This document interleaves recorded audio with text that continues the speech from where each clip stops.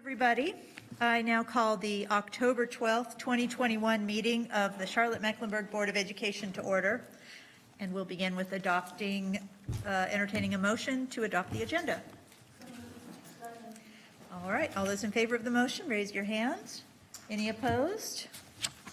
Okay, Madam Clerk, the agenda is adopted by a unanimous vote of 9-0. I'm now going to call on Board Member Lenora Shipp to introduce tonight's pledge leader. Thank you. It is my honor to introduce tonight's pledge leader, Trinity Burris, who is an 8th grader at Ranson IB Middle School and is joining us via Zoom. She's very proud to be a Ranson Raider. So am I, because I attended Ranson when I was in middle school. 17 years later, after I finished college and became a teacher, I returned to Ranson to teach.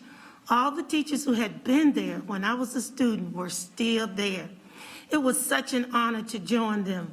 So Ranson has a special place in my heart.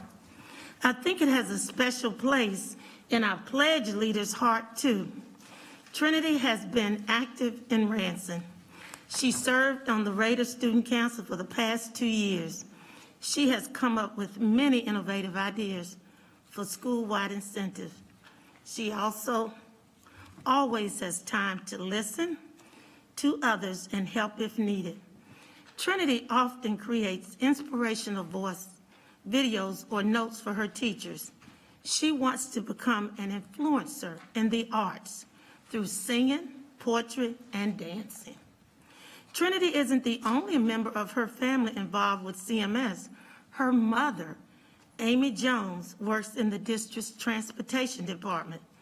Trinity will now lead us in the Pledge of Allegiance and then speak briefly on this month's character trait of perseverance. Thank you, Trinity. Good evening, everyone. It's an honor to be with you today. It's an honor to be with you this evening. My name is Trinity Burris, and I'm an 8th grade student at Ranson IB Middle School. I will now recite the Pledge of Allegiance. I pledge allegiance to the flag of the United States of America and to the republic for which it stands, one nation, under God, indivisible, with liberty and justice for all.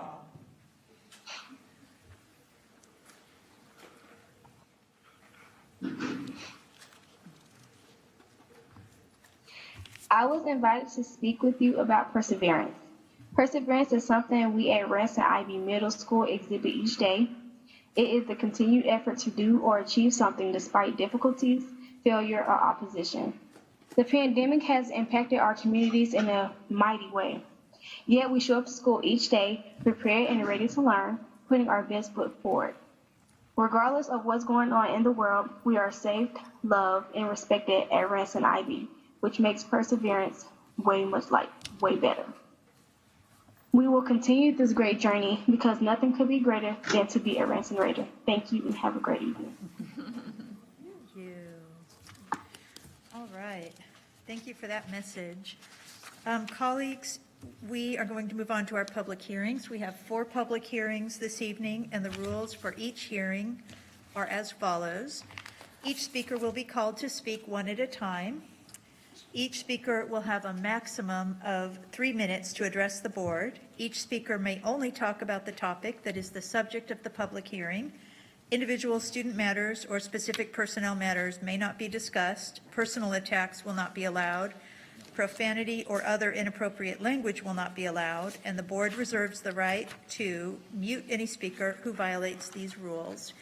Madam Clerk, do we have any speakers for Policy BSA Student Advisor? Madam Chair, there are none. And any emails relating to this public hearing?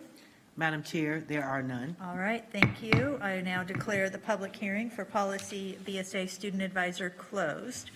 Madam Clerk, for Bylaw BEA on Board of Education meetings, are there any speakers or did we receive any emails relating to this? Madam Chair, there are none. Okay.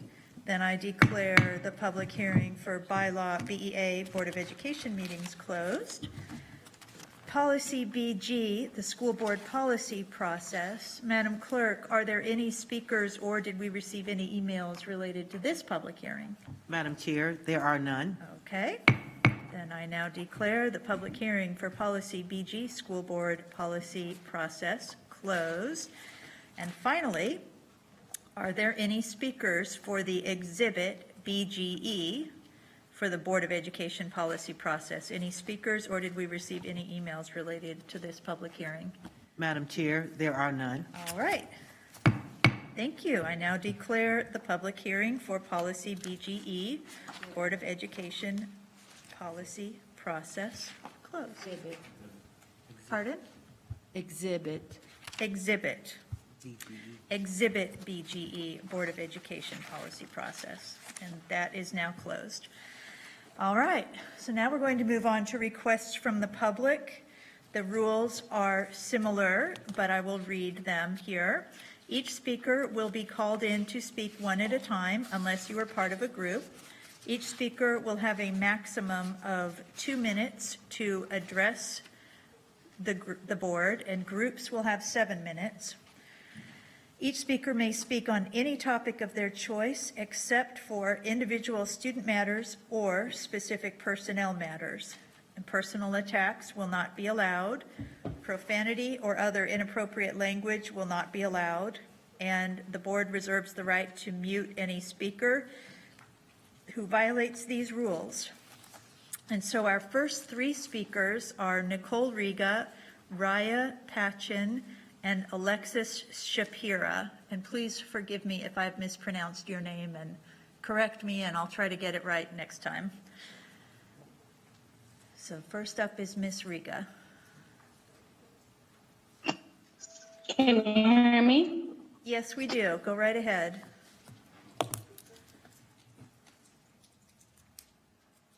Oh. Are you there? Ms. Riga? Okay. On average, approximately 4,000 children die each year in North Carolina from drowning. Hello? Yep, we hear you. Keep going. Can you hear me? Yep, we hear you. Hello? We hear you. Do you not hear us? Can you hear me? Yes. Oh, okay, I'm sorry. I lost the video. On average, approximately 4,000 children die each year in North Carolina from drowning. According to the CDC, in the last 2 years of COVID, 10 children have died in North Carolina. That does not specify what their underlying conditions were and what other comorbidities they might have had. For God's sakes, they might have drowned, but if they were tested and came back positive, that counts as a COVID death. Of course, no one wants a child to die. It's tragic. But what you are doing to the children that are still alive is equally as tragic. According to the CDC, your 4-year-old is more likely to commit suicide than die of COVID, and yet here we are with your ridiculous mandates. So my question to the board and the parents are, where is your outrage for pools?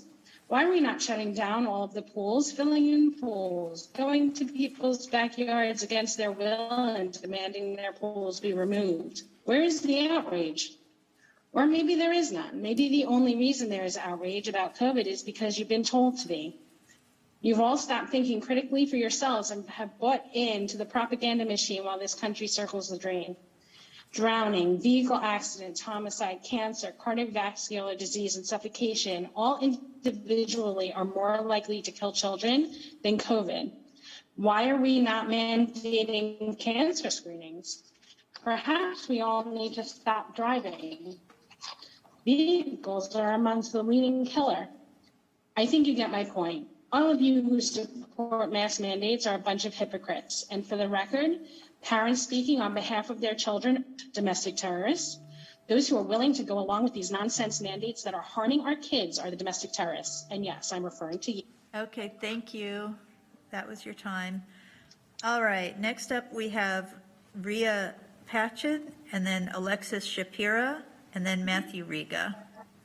Madam Chair, I do not see either of the next two speakers in our attendee room. I do see a Matthew, but the last name is not identified. We will promote to panelists and check to see if it is Mr. Riga. Okay.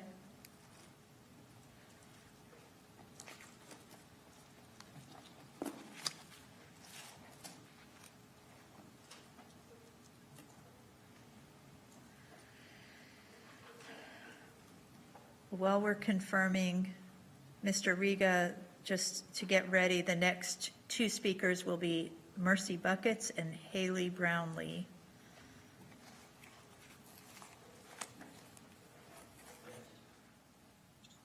Hello, can you hear me? Yes, we hear you. Go right ahead, Mr. Riga. Hello? Hello, go right ahead. Thank you. I'd like to talk about masks. Yes, I'm going.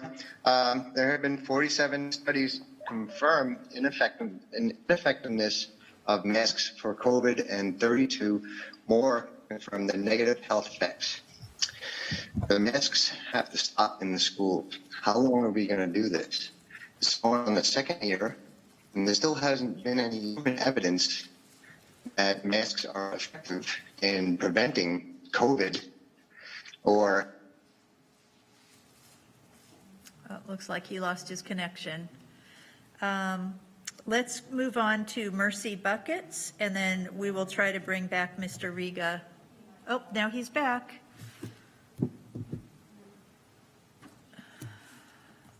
Mr. Riga, can you try again? You're on mute. Okay. You hear me now? Yep, we do. It looks like you lost your connection. Can you just Okay, pick up where you left off? Yes, yeah, I'm back. Just talking about the masks, there hasn't been any evidence that they have been effective or ineffective. I mean, where's the data on that? When my daughter turned 5, she was in daycare at the time, at the start of COVID, during the lockdowns, and she was made to wear a mask for 8 hours a day. She was sick. Out of those 6 months, she was wearing a mask 5 times. On average, kids, they get sick at daycare and school. You know, it's normal to bring home something. She was sick at least 5 times with stomach viruses, coughs, colds, you name it. Since she hasn't been wearing a mask, maybe she was sick once. And this is when she stopped wearing a mask at camp at CMS. My kids do not they're not enrolled at CMS at this moment anymore. So it's hurting the kids. All they know is masks and how they're diseased or they're going to catch a disease. You still see kids, and it breaks my heart to see them outside alone by themselves waiting for a bus. Thank you, with a Mr. mask on. Riga. Okay, I understand we don't have, just want to confirm, do we have Mercy Buckets or Haley Brownlee? No, Madam Chair. Okay, how about Emma Small? No, I have Laura Correll and someone with the initials LR. Okay, so we don't have Emma Small, we don't have John Conrad or Sutter Conrad? That is correct. Okay, so then, and we don't have the group of Madison Cox, Melanie Holland, and Mike Holland?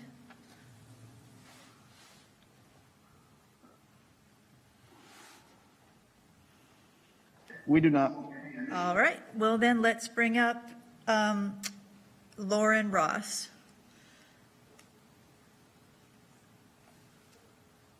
Or we don't have Lauren Ross either, huh?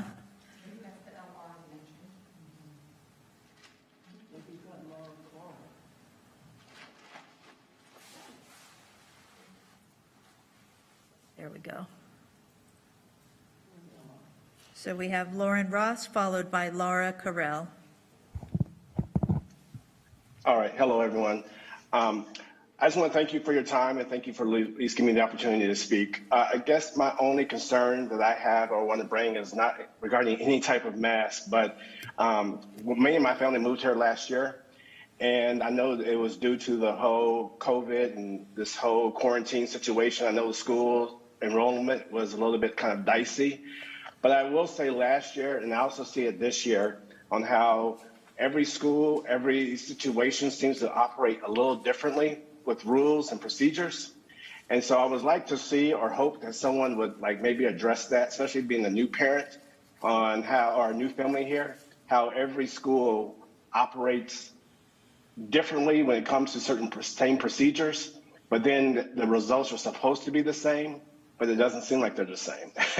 So I guess that's just my 2 minutes. I just wanted to bring up to someone that I feel like as a new parent or a new family here, it just seems like some things are just not always the same going across the board when it comes to schools. They all kind of operate and follow rules, but it's not always the same manner or the same fit. So. Thank you. All right. Okay, appreciate that. So next up, we have Laura Carell, followed by Yes. Catherine Oops, sorry. Magnota, and then Sandra Speet. And Ms. Carell, please go right ahead. Okay, thank you. Thank you for your time. I'm here because I really want to make sure that history does not repeat itself. In the past 2.5 years, CMS students have lost valuable key social events. Since the onset of COVID, CMS has opted not to host most school-related social events. While sporting events are continuing in some capacity, full capacity or not, other social events continue to be canceled, specifically like school trips, homecoming dances, proms, and other dances for 5th and 8th grade.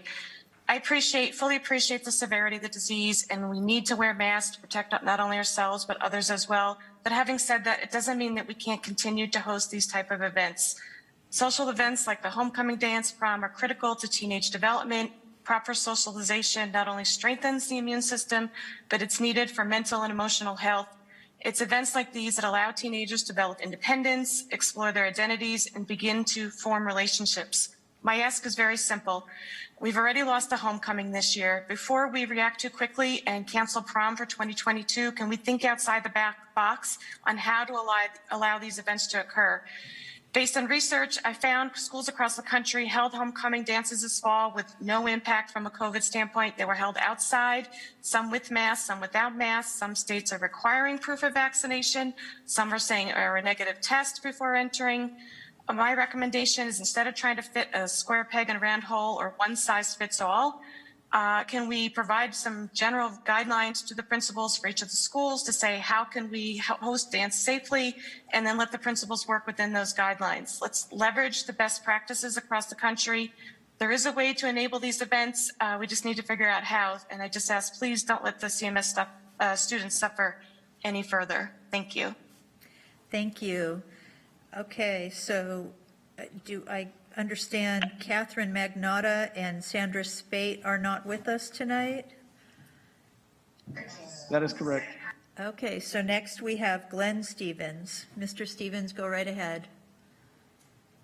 Okay, Houston, we've had a problem here from the moment astronaut Jag Swigert relayed this comment, and it was echoed similarly by astronaut Jim Lovell. All of NASA's Mission Control Center was focused on one thing: getting our astronauts home alive. Long before the state published and news outlets all over the state reported we need to achieve, every individual inside CMS and the CMS Board of Education should have focused on one thing with laser-guided precision: student outcomes. According to reports, 34,862 students across the state are either repeating 3rd grade, were placed in a 4th grade accelerated class, or a transitional 3rd grade, 4th grade class. How many CMS students are included in that number? Where is the sense of urgency? Why isn't the superintendent of schools and his staff reporting to the public what measures have been implemented since the last meeting to help our students rise out of the hole this school system created for them? Why are the funding floodgates not opened in full? Why isn't the association demanding these answers instead of defending a system which is, by any objective measure, failing our students? A.J. Crable of the Council of Great City Schools has admonished this Board of Education to take meaningful steps to move toward a goal of spending at least 50% of its meeting time on student outcomes. Yet if one looks at tonight's agenda, it would seem as if it was business as usual within CMS. Every CMS department should have already reviewed its procedures for any procedure which is not directly supporting student outcomes. Classroom educators should be asking their principals for data and evidence-driven student outcomes-based training. Every lesson design should be reviewed by classroom educators and adjusted to provide laser-focused, data-driven attention to student outcomes. And building-level administrators should be facilitating this effort. Nearly 25% of this school year is finished. CMS is behaving as if this mission is performing without a hitch. Thank you, Mr. Stevens. Okay, do we have Beth Quinn, Tim Emery, or Malini Kumar with us?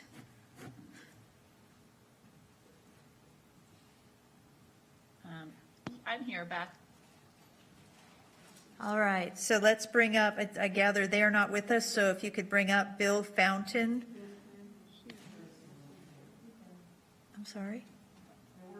I'm here as Beth. I just, Yeah, I don't, have I called your name? I don't think I've gotten to you yet. Are you Beth Quinn?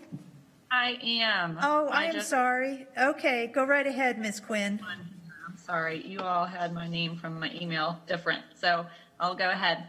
I've spoken previously as a concerned parent regarding mask mandates, and I am now aware you've received a legal letter from the North Carolina Citizens for Constitutional Rights informing you do not have legal authority to implement COVID control measures without official orders from the health department, which toolkit guidelines would not be considered. In quoting page 4 of the letter, such decisions will likely be found to be a manifest abuse of discretion, particularly where the control measures are harming children. And I wanted to share some excerpts from an interview with Dr. Eric Henson, an ENT and immunology specialist providing frontline care in Palestine, Texas. Hopefully you can hear it. Ma'am, this is public comment for us to hear from you, so Okay. we're here to hear from you. Okay, I'll just summarize then. It's reporting how masks adversely affect our respiratory physiology, increasing carbon dioxide and lowering oxygen. This affects our CD4 and T lymphocytes, which are essential for lowering our body's, which lower our body's ability to fight infection, doing the opposite of what we should be doing. And when you are wearing a mask and you're breathing bacteria and viruses back in, you're increasing your viral load, which is also the very thing we're trying to prevent. And he reports on his 40 years of science supporting this. And I just wanted to share that with you. So thank you. Okay, thank you. Now we have Tim Emery and then Malini Kumar. Mr. Emery? Thank you. Good evening. My name is Tim Emery. I am a member of Race CLT, a multiracial, anti-racist group of citizens who advocate on issues involving education, health, housing, and justice with a racial equity lens. One common refrain we hear from other-minded speakers to this body is a critical attitude towards anti-racism. What is wrong with being anti-racist? What is wrong with working and advocating for equitable outcomes for all children where race is not a predictor? The suggestion that words like diversity and equity are bad words are deeply disturbing and a manifestation of white supremacist backlash to telling the truth. For too long, we have had an allergy to telling the truth about our history in this country. Thankfully, that tide is turning. The allergy to the truth has harmed us. It has harmed Black and brown students in school who don't see accurate representations. It has harmed white students who grow up recycling and believing the incorrect information about our shared history, like the ideas that the Civil War was not about slavery, or the lack of awareness about the white supremacist terrorism in North Carolina that culminated with the largest and most deadly coup in the United States history in Wilmington in 1898. I suspect that many logged into this very meeting have the same misconceptions. I would suggest that all that haven't read the award-winning book Lies My Teacher Told Me by James Loewen. Anti-racism isn't only important because it's the right thing to do, but also because white people will also be better off if we live in a society rooted in equity. The systemic racism in our systems harms all. While harming Black and brown people most severely, they still do harm to the majority of white people. Life expectancy for white Americans is lower than expectancy for white people in other peer nations. In the end, my liberation is inextricably linked to the liberation of my Black and brown brothers. I want to encourage CMS to continue to implement equity policies and content into the curriculum and instruction so that truth-telling becomes routine and expected. Thank you. Thank you. Okay, Malini Kumar, and then Bill Fountain, and then Justin Parmenter. Ms. Kumar, you are up. Hi. I spoke last time about the masks. And that's something I wish to speak about again. And I had mentioned that you've got statistics you can pull from the data on, COVID cases around the schools. And I noticed that at the end of the last meeting, you yourselves were talking about needing metrics to make decisions. And so I guess we're on the same page here. You need to pull some metrics to justify your decision, because just coming out with a mask mandate with no justification for it and no metrics to support it, it makes no sense, and it's just wrong. The children have a God-given right to breathe. You are saying that they should be covering their faces and limiting their breathing. It's on you. The onus is on you now to justify why that is the right decision. And I'm waiting to hear what you've come up with in your review of the metrics. I get the emails from the various schools my kids are at and my friends' kids are at. COVID is spreading, it's in some Nordic countries, they have now equated it to the seasonal flu, or seasonal illness rather. Is going to be there. We're all going to be exposed to it, just like we're exposed to colds and coughs in the winter. And I think we just need to treat this as part of life going forward. And the kids need to breathe. In fact, if someone's coming down with something, you want them to breathe, because otherwise they're going to breathe the germs back in their bodies, and they're actually going to, proliferate the illness. So it just makes no scientific sense. I mean, I'm sure your mums and dads said when you were ill as a child, be in an aerated room and breathe. 2 minutes. Thank you. Okay, now we have Bill Fountain, and then Justin Parmenter, and then Monroe Richardson. Mr. Fountain, go right ahead. You're on mute. There you go. You're unmuted, and yet we do not hear you.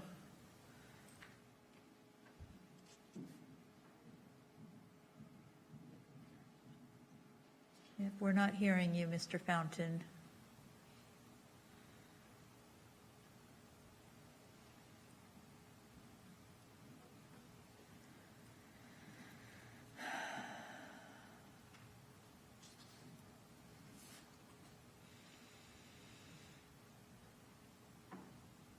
All right. Maybe we can come back to Mr. Fountain while he works on his technical difficulties. So I'm going to go to Justin Parmenter. Good evening. Thank you for the opportunity to speak to you tonight. Over the past few years, there have been rumors about a troubling pattern of people who worked at CMS's Smith facility getting sick. Earlier this year, it was reported that the district was closing the building due to widespread health concerns. What hadn't been disclosed until recently were the identities of any of those affected. That has now changed since retired CMS principal Inez Olshausen revealed she is battling cancer. I had the absolute privilege of working under Inez Olshausen's leadership for about a decade, first at Smith Academy of International Languages and then at Waddell until her retirement. Our library at Waddell and now at Sale is named in her honor. Ms. Olshausen built a magnet program that became a national model for language immersion and was named district-wide Principal of the Year in 2004. One of the things I appreciated about her leadership the most was that she saw each of her employees and students first as people who deserve to be valued for their gifts and supported when they needed it, not as cogs in a machine, but as humans first. CMS is a huge machine, and in large organizations like ours, there's a tendency for the focus to be on numbers and spreadsheets rather than on actual people. It can be far too easy to forget that our district is made up of individuals who have stories and families and lives. Ms. Olshausen and the other Smith staff who have been diagnosed with a variety of illnesses deserve a thorough and transparent investigation into any possible connection between the years they spent working in the Smith facility and their medical conditions. Let's accept the offer of the National Institute of Occupational Safety and Health to investigate a potential link between cancer diagnoses at the Smith facility, an offer which CMS has reportedly declined.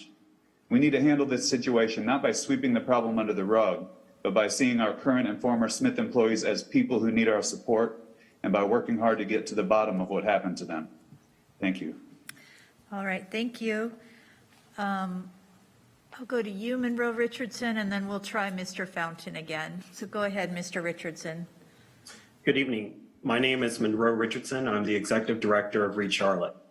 On September 1st, the state released the spring 2021 student test scores. The pandemic had a devastating impact on reading and math. No racial group, socioeconomic group, or part of our community was spared.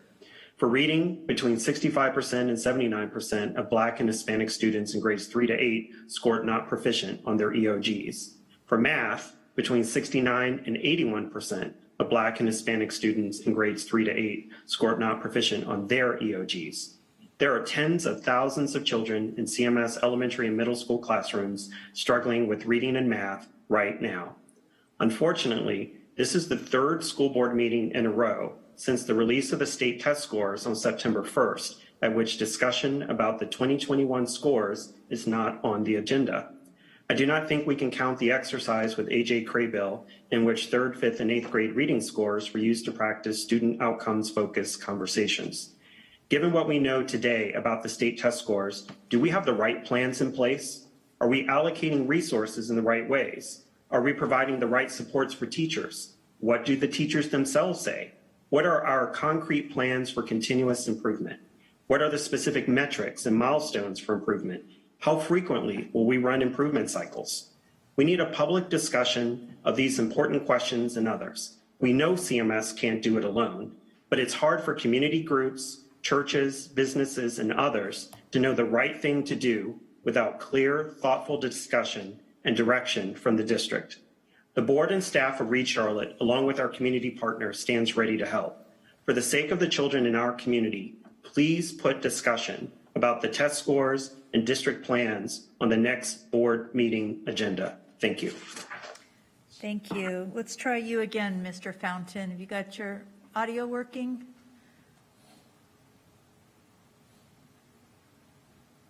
Can you hear me? I cannot hear you. No, it looks like it's not working. Perhaps you could email in your statement and we'll read that into the record. Okay, let's move on to, we've got Stacy Staggs and then Stephanie Sneed and then Amanda Thompson-Rice. Do we have Stacy Staggs?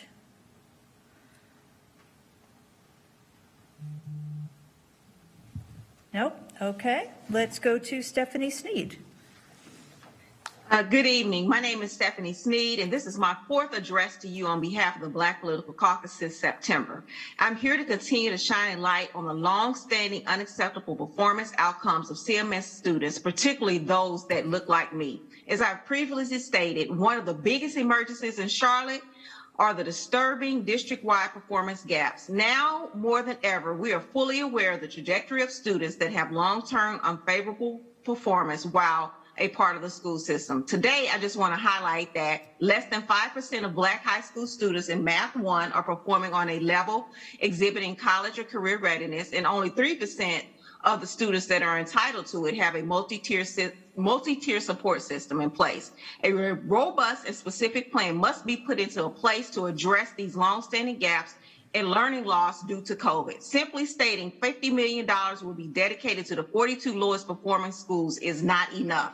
You have identified where you would like students to be, but not how they will get there. In September, the BPC asked that a robust tutoring program be put into place. Although you have plans for a tutoring program, there is much more to be done. We specifically asked that reading specialists be put in every classroom for lower grades and specialized literacy support for upper grades, hiring of experienced staff to ensure that every student that is entitled to a MTSS plan has one, recruitment and retention of Black male educators, study skill courses, ACT, SAT prep courses, investments in community partner programs, providing educational support, technology, laptops, and internet access for all students, technology and learning tools and equipment for classrooms, specialized teacher development and training geared towards changing outcomes, and hiring of experienced personnel for development of school improvement plans that will set a pathway for college and career readiness. Pressure produces diamonds. The BPC will continue to apply pressure until outcomes change. We can no longer remain silent, and our children's livelihoods are dependent upon this. Thank you, Thank you. We look forward to further conversations. Great, thank you. Okay, Ms. Thompson-Rice, and then Ray LaGrone, and then Melanie Holland.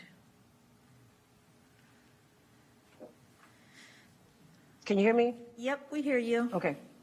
COVID and its effects are still present, and we can no longer continue as business as usual. With the state of crisis, we are in a state of crisis, and I am now sounding the alarm. Over 1 month time period, 17 emails, a resignation, and early retirements. Enough is enough. 23 phone calls of educators crying and stressed, looking for support. Enough is enough. Custodians doing double shifts because they have vacancies within their building, feeling underpaid, undervalued, literally breaking their back, putting off medical treatments. Enough is enough. Students being taught by different educators daily, leading to a lack of consistency, stress, and poor academic performance. We are putting a Band-Aid on gaping wounds of trauma and stress. Enough is enough. Educators are giving their best, but we are burnt out.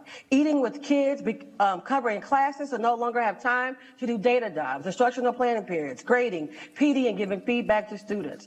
Expectations should match the realistic time given to educators. Where's the time? Where's the compensation? Enough is enough. Staff members and families are trying to figure out why their school has been left off the COVID dashboard when they know they had 9 cases the week before. Enough is enough. Let me pause and give a shout out to every educator in school buildings, work sites, bus hubs, and central office that are trying to do their best. But where are our life jackets from a Board of Education member? How many deaths, resignation, early retirements will be enough for you? Board of Education members, to see the crisis and begin to be strategic and intentional to fix these problems. We cannot wait until tomorrow. We have to fix these problems today. Because I love CMS. These are my colleagues. These are my students, my bus drivers, my friends, my schools. I know attending to Maslow's Before We Bloom has to be happened with a sense of urgency. We are in a state of emergency. You have heard the alarm. How will you respond? Thank you. Thank you. Okay, we have Ray LaGrone, and then Melanie Holland, and then Lori Carter. Hi, my name is Ray LaGrone. I teach at Olympic. I have children at Cotswold, Billingsville, and McClintock. I'm the Vice President of CMAE, and in that position, extremely lucky to support CMS staff throughout the district. I'm here to voice concerns I've heard from several schools. Just this week, I've spoken to a custodian upset because she can't keep up with the demands of her job, cleaning entire buildings after TikTok challenges and students not reacclimated to being out in the world with half the staff of previous years. I've spoken to a nurse responsible for 2 large high school campuses with over 4,000 people, and what's really scary is hearing that she is feeling sorry for the isolation room nurse who oversees 10 campuses. I've listened to bus drivers doing double and triple routes, making less money than CATS drivers and with no benefits. I've talked to an administrator who doesn't know how he will fill the gaps of the skeleton crew at his building from day to day. He spoke of the lack of applications for any position open in his building. He knows this is a shortage avalanche that is only growing. And as for me, I've covered classes for absent teachers and vacancies every single day of October. This means all of my preparation for class must be done after school hours. Feedback, parent contacts, answering emails from distressed students, really connecting and educating our children is done on my own family's time. My own children miss me. My situation is not unique. Teachers are quitting, and there's no teachers to take our places. There's no substitutes willing to come into schools for less pay and safety than working in the fast food industry. I sent each of you a letter about contact tracing. Contact tracing isn't happening, and people in our schools with verified clusters are dying. Each of you signed up for this job. You fought for it. Be bold in your actions. Collaborate with our district leaders for solutions like so many other counties around us are doing. Consider coverage pay, retention bonuses, virtual days for cleaning and planning. Please don't pass the buck. Fight as hard as every teacher, bus driver, custodian is fighting right now. Thank you. Thank you. Next, we have Melanie Holland, and then Lori Carter, and then Lisa Yarrow.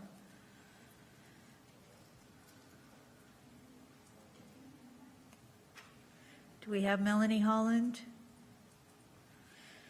All right. Do we have Lori Carter?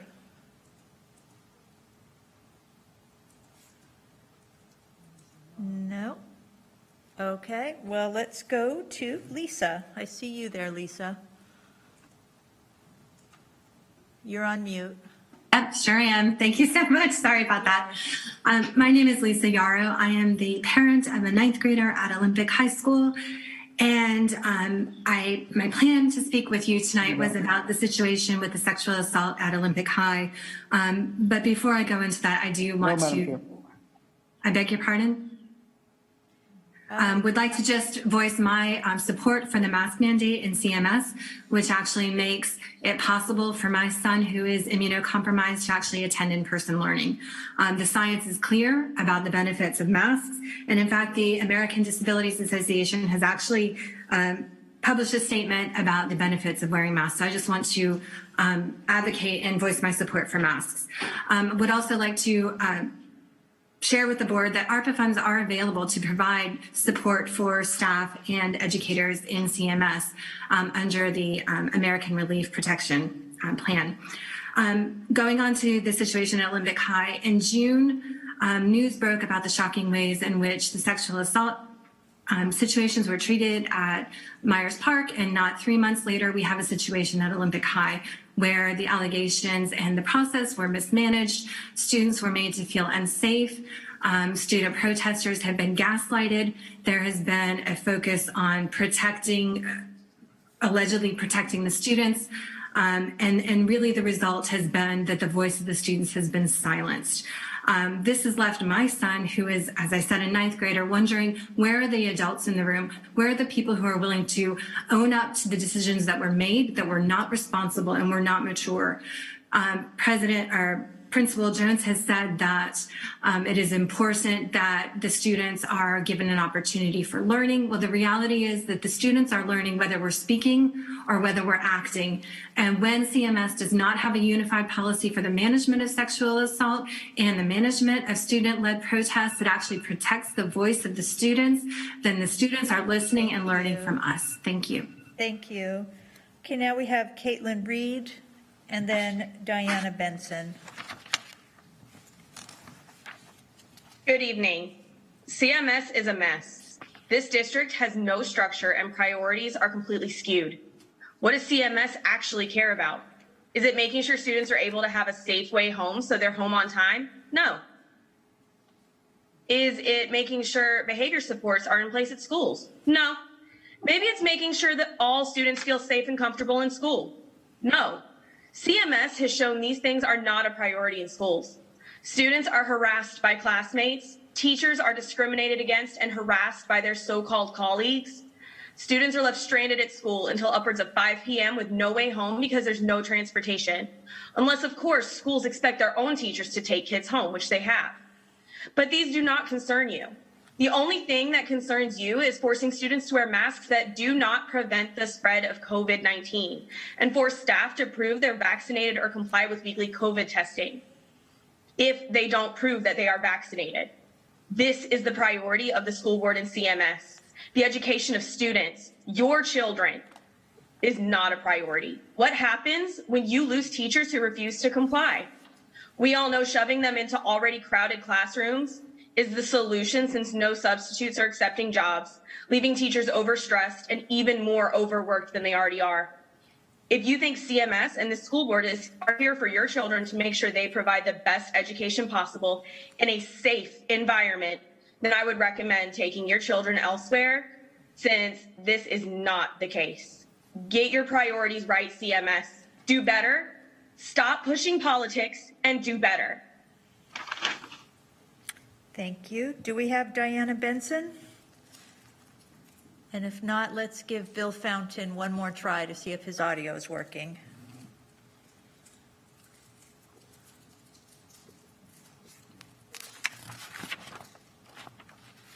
Mr. Fountain. All right, there you are. You want to try your audio, Mr. Fountain? You try speaking? Yeah, it's not working. All right. Madam Clerk, did we receive any public comments by email? Madam Chair, we did not. Okay. Well, then let us move. I'm sorry, Madam Chair, you had asked Fountain to send his in. Right. But that did we received at all? receive that? Have we received that? No. I have not. Yeah. Madam apparently Chair, not. we have not received anything from Colonel. Okay. All right. Well, thank you very much. Next, we are going to move on to our consent agenda. Is there a motion that the board approve the consent agenda items? Is there a second? Second. Okay. Before we move to a vote, does any board member wish to pull any part of this item for individual consideration? I'm sure I do. Pardon me? I've got to find the right one.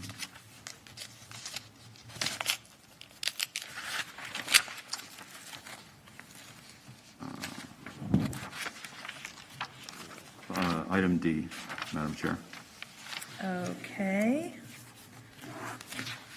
Got that. Okay. So all those in favor of the motion except for item D, please raise your hand and say yes. Yes? Yes. Okay. Any opposed?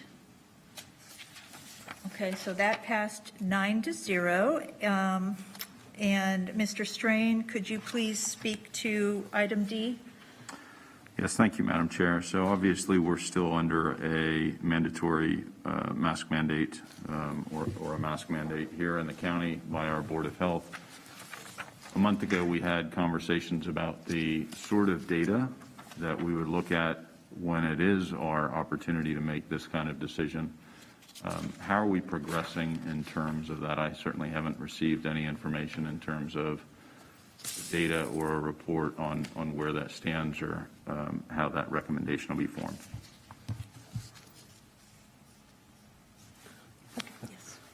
Thank you for the question, Mr. Strain. I wanted to just acknowledge what you shared about the county-wide mask mandate, of which Charlotte-Mecklenburg schools and other schools in the county are a part of.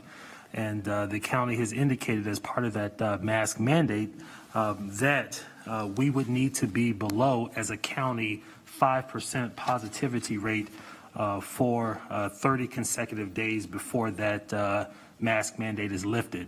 And so certainly that would be one of the metrics that we would be looking at, but we will, staff is looking at a number of different data points, and we'll come back at an upcoming board meeting, Madam Chair, and share that information with the board. Okay, thank you. So, I'm sorry, Mr. Superintendent, that's the same answer we had a month ago. So I'm trying to understand when we should expect to see that, because I actually thought it was going to come forward along with this, given our conversation a month ago. We will bring that forward if Madam Chair agrees. We could do that at the next school board meeting. In 2 weeks? Yes, ma'am. Okay. Thank you, Mr. Superintendent. Okay, so Mr. Strain, well, I guess just to the board in general, is there a motion to approve consent item D? So moved. Motion from Mr. Strain, second from Ms. Sawyer. All those in favor of the motion, let it be known by a show of hands. Any opposed? Okay, and that passes 9-0. Mr. Superintendent, I think you may have a personnel appointment to tell us about. Yes, Madam Chair, thank you. I am excited to share one personnel appointment this evening, and that is to fill the current vacancy at Winding Springs Elementary School. The choice, and I thank the board for approving this, is to have Dr. Matthew Slota, who is the current assistant principal, I should say, at Druid Hills Academy, serve as the new principal of Winding Springs Elementary School. Dr. Slota has also served as an assistant principal at Marie G. Davis, K-8, Idlewild Elementary School, as well as Wingate Park Elementary School. He's also served as a teacher and a dean of students, and I will share that I'm excited for a number of reasons about this appointment, but most impressive about Dr. Slota is what I believe is his ability to, and his experience that he's demonstrated with various subgroups of students, and his demonstrated success in those areas, and look forward to him leading the family of Winding Springs Elementary School. All right, thank you. Okay, colleagues, we have 3 action items tonight. The first is to recommend approval of policy BSA for the student advisor. And I'm going to turn to Lenora Shipp as chair of the policy committee to make a motion for its adoption. And as a reminder, since this is an item reported out of committee, it does not require a second. Okay. Thank you, Madam Chair. Madam Chair, I move to approve the creation of policy BSA, student advisor, as presented. If approved, this new policy will outline the selection process and the roles and responsibilities of the board's student advisor. The policy committee discussed the student advisor policy at the August 31st, 2021 committee meeting. The version before you tonight was approved by the committee on a 3-0 vote at that meeting. Thank you. Thank you. Any discussion before we vote? Anybody? Ms. Fowler. Thank you, Ms. Elise. I just wanted to propose an idea for the following student advisors. We are using social media a lot to communicate to our students and to our families. As the student advisor and previous student advisors before me, we use our personal Instagram accounts, Twitter or Facebook, in order to keep personal away from business. I propose that we have a student advisor account for all social media platforms. For instance, having a CMS student advisor account on behalf of the board and just sharing the password with the following student advisor. The Miami-Dade County has a similar function where the student advisor, Corina White, the current student advisor, doesn't even have an Instagram, her personal Instagram. However, she uses the Board of Education student advisor Instagram. That will allow for more privacy, non-harassing for the student advisor, and just a separation so they don't have to feel uncomfortable on their personal accounts. So that was something that I wanted to add on to the policy, but everything else is amazing. Okay, well, thank you. I'm not sure that this is the time and place to change the policy, but that is something to consider.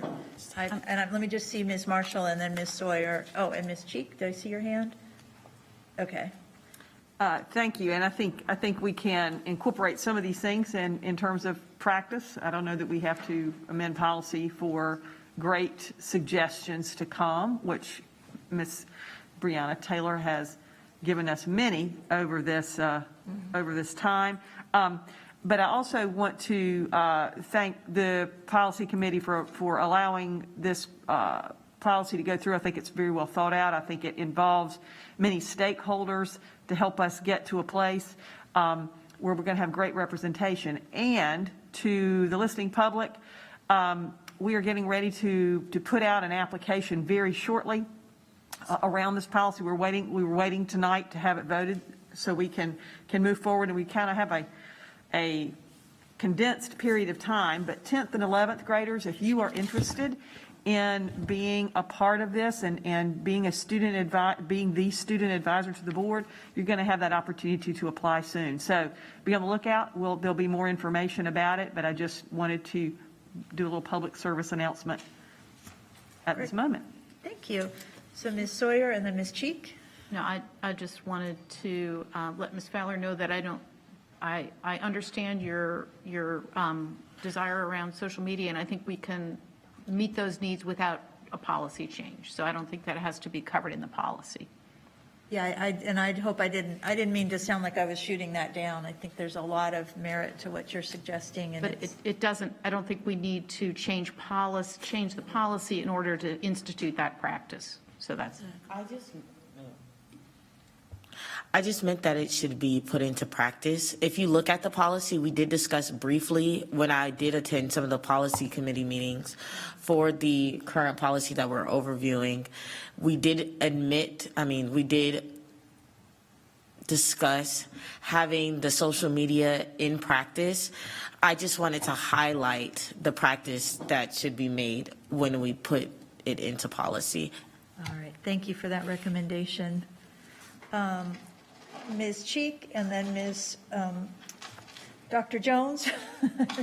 Ms. Cheek and then Dr. Jones. I think that Ms. Sawyer that recommendation needs to be put in practice, which is that's the outflow of the policy. The policy's solid, but I highly recommend that we do that. I know that we have a good communication team that can put that in place, but it makes more continuity for years to come. And I think that that's one of your many, many fabulous contributions to this position, Ms. Fowler. And, go North Meck Vikings. You're always such a great representative of the school and of the students across the district.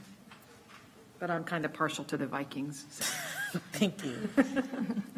Dr. Jones. My question was, could it be something under regulations, Mr. Superintendent? I think it's just I don't know if it needs a regulation either. I think it's a practice. I believe that is the case, Dr. Jones. Can I say one more thing? Okay. I got to come back to you in a minute. That sounds Ms. fine. Marshall, I got to let everyone else have a chance. I want to say that I think this is a really good policy we've been able to put in place, and I think that it is a practice, and that's wonderful that you bring on it to our attention. But I think this is going to stand real well for our students and their opportunities to be student advisors and do the work that you've shown us that is so great with this position. So I think this is well done, and I think we can bring in the practice. Okay. Anyone else before I go back to Ms. Marshall? I want to give everyone a chance. Okay, Ms. Marshall. And just real quick, I misspoke a minute ago, and I never like for a name to be mispronounced or misconstrued. And Ms. Fowler, Ms. Brianna Fowler, you have done an excellent job, and so I apologize for mixing up names. It happens sometimes when you get a little older, so thank you. Okay. Any further discussion before I call the vote? Okay, all those in favor of the motion, let it be known by a show of hands. Any opposed? All right, thank you. Good work, you guys, and thank you for all that you've done to contribute to this, Ms. Fowler, to make this a stronger policy. Okay, our next action item is a recommendation for approval of Bylaw BEA, and I turn again to Board Member Lenora Shipp as Chair of the Policy Committee for the motion for the adoption. And again, this will not require a second because it is reported out of committee. Thank you. Madam Chair, I move to approve the modification of Bylaw BEA Board of Education meetings as presented. If approved, these changes will modify remote meeting participation by board members and restructure our meeting agendas in keeping with our ongoing student outcomes focused governance work. The Policy Committee discussed Bylaw BEA at the August 31st, 2021 committee meeting.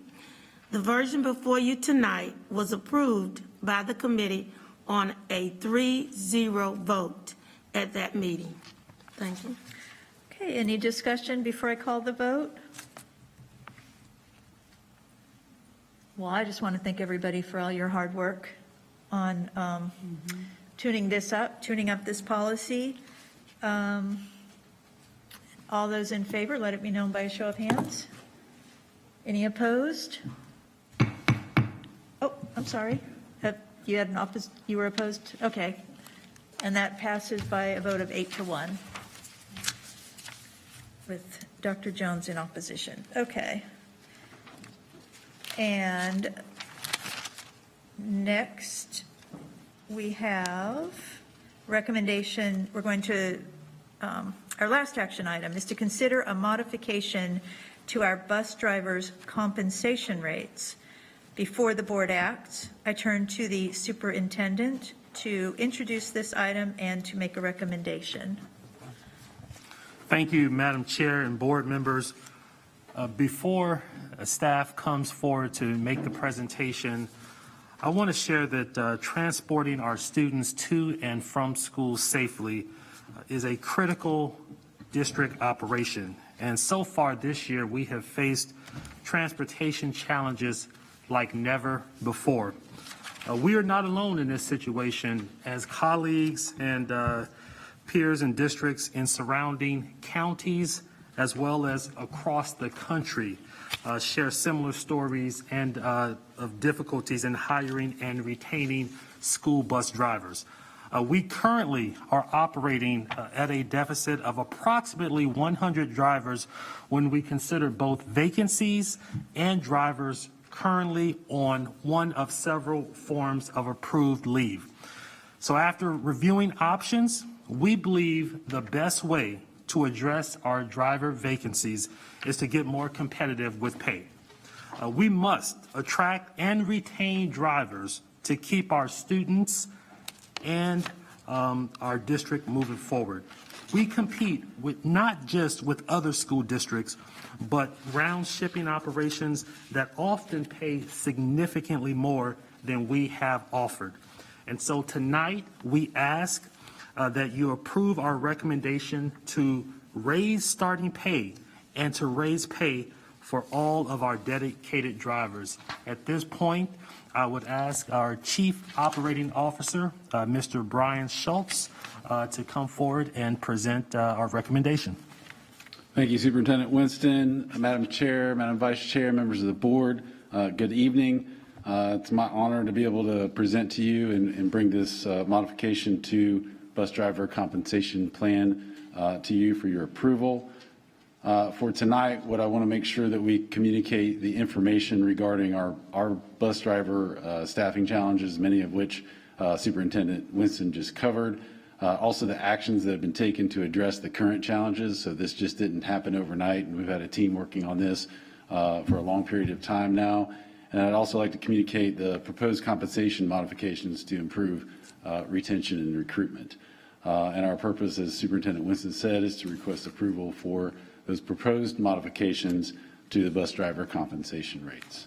And I'd be remiss if I didn't acknowledge, and I'll introduce Adam Johnson and acknowledge him and his leadership efforts is what I would call a transportation crisis to get our students to and from school across. It's a national issue, as you heard.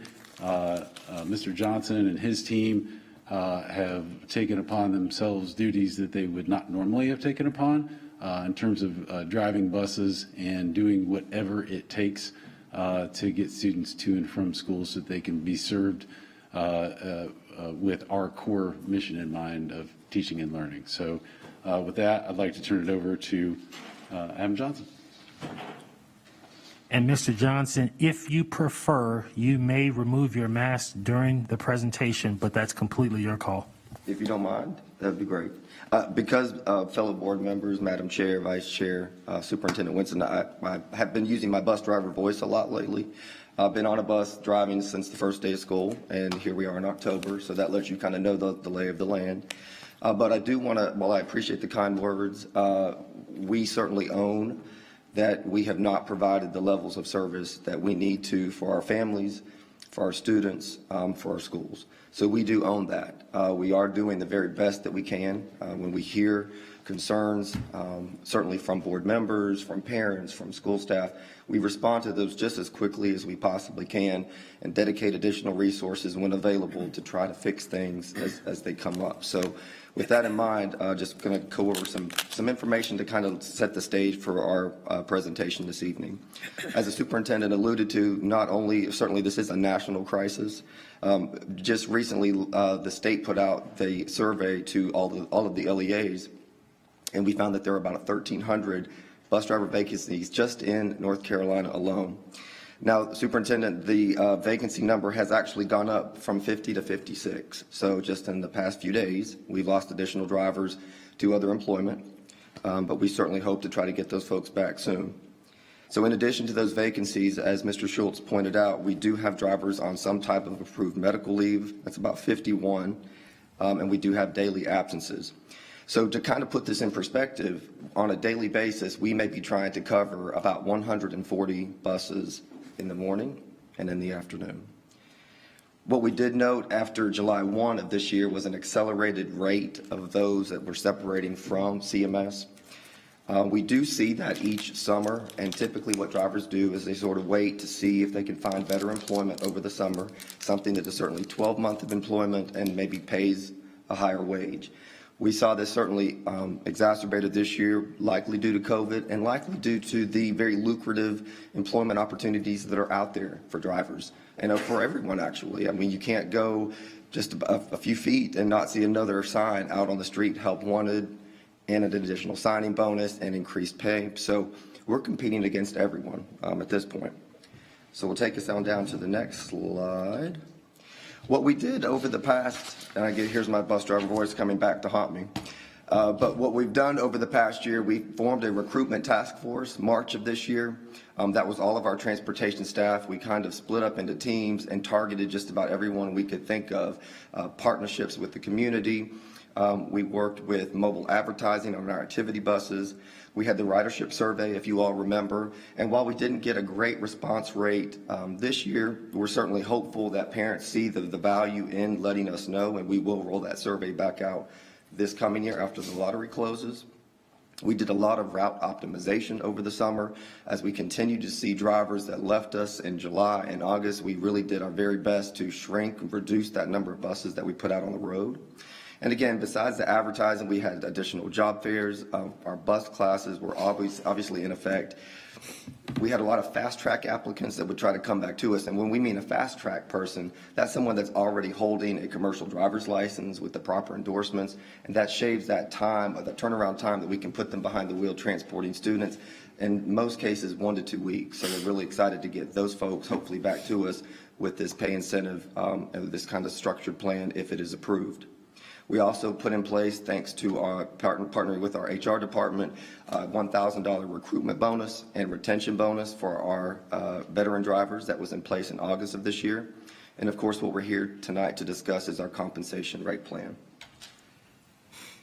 So these modifications that we're talking about would result in the following: a reduction in the number of allotted driver positions from the last school year. That reduction in the vacant number of the bus driver position, plus we have operational costs that we'll realize from not running that many buses. Certainly the biggest one would be fuel, of course tires, oil, all of the other maintenance items that go along with running the buses. This will allow us to increase this wage to be certainly more competitive in this job market, not with just other districts, but with other driving jobs here in the city. So we're really excited about that. The total estimated cost of this is about $4.9 million. Now, this proposed compensation rate would make the district a leading competitor. We would be the highest paid bus driver, school bus drivers in the state of North Carolina and in South Carolina. And it would also put us very competitive in a place with these other local CDL driving jobs in and around the Charlotte area. So we're excited that this would put us in a place to attract back, we hope, some of those people that have left us over the past couple of months. So the wages would look sort of like this. $15.75 is our current starting pay for drivers when we just had a class start today. $15.75 is what they would potentially be making. With this new rate increase, we would hope to offer $17.75 per hour. That is quite substantial, we see, and we do realize, but we know that this is what we need to do to be competitive in the market. We also, and this is where I really need to recognize, if my drivers are watching, which I think quite a few would be, and the rest of my team, this is not just about me. The people that really are making this happen are out there pushing these buses every day, and they're running an additional 3 routes in the morning and the afternoon, and we're doing the very best we can to make this happen. So I do want to recognize my veteran drivers, and we have been able to put in some sort of a tiered increase for those with several years of experience, and we're doing those in blocks, so like 5 to 10 years experience, 10 to 15, and then 20 plus years of experience. And those would all certainly be based on those years of experience those drivers have. We're hopeful that that would really provide the incentive for those folks to stay with us and not leave en masse as they've done over the past several years. So with that in mind, I will turn it back over to Mr. Schultz to tie us up and make the recommendation. Thank you, folks. Thank you, Mr. Johnson. And once again, we appreciate the work of your team and your staff and the drivers that are picking up the students and bringing them to a safe learning place to school every day. So we appreciate those efforts. So in short, we're seeking adoption of the proposed modifications to the bus driver compensation plan as presented. Approval of the rates the rate increases will support recruitment and retention of bus drivers for the students of Charlotte-Mecklenburg schools. And at this point, we'll add any closing comments or answer any questions that you may have regarding this proposal. Okay. I see Ms. De La Hara, Ms. Shipp, Ms. Marshall, Ms. Cheek, Ms. Sawyer. Oh, my goodness. Let me write that down so I don't lose track. I think Ms. Sawyer was ahead of me. Okay. Well, I've got De La Hara, Shipp, then Sawyer. So thank you, first of all, for bringing this forward and all the hard work that I know your team has been putting, the mask, I didn't recognize you at first. Your team has been putting together on this. It's very important, and I appreciate you mentioning not only is this a local problem nor a state problem, but indeed a national problem. I do believe we even floated the idea over to Governor Cooper's office that maybe they should call in the National Guard, just like the governor of Massachusetts had done. Because everyone's looking for solutions, and so these are certainly some of the solutions. I appreciate that this has been brought forward.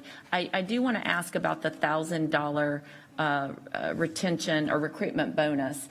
Just to clarify, was that paid for out of the COVID funding? If we have a short answer on that, it was, just to clarify. Okay, and then secondly, do we know how many people to date we've been able, not just to retain, but I guess to recruit?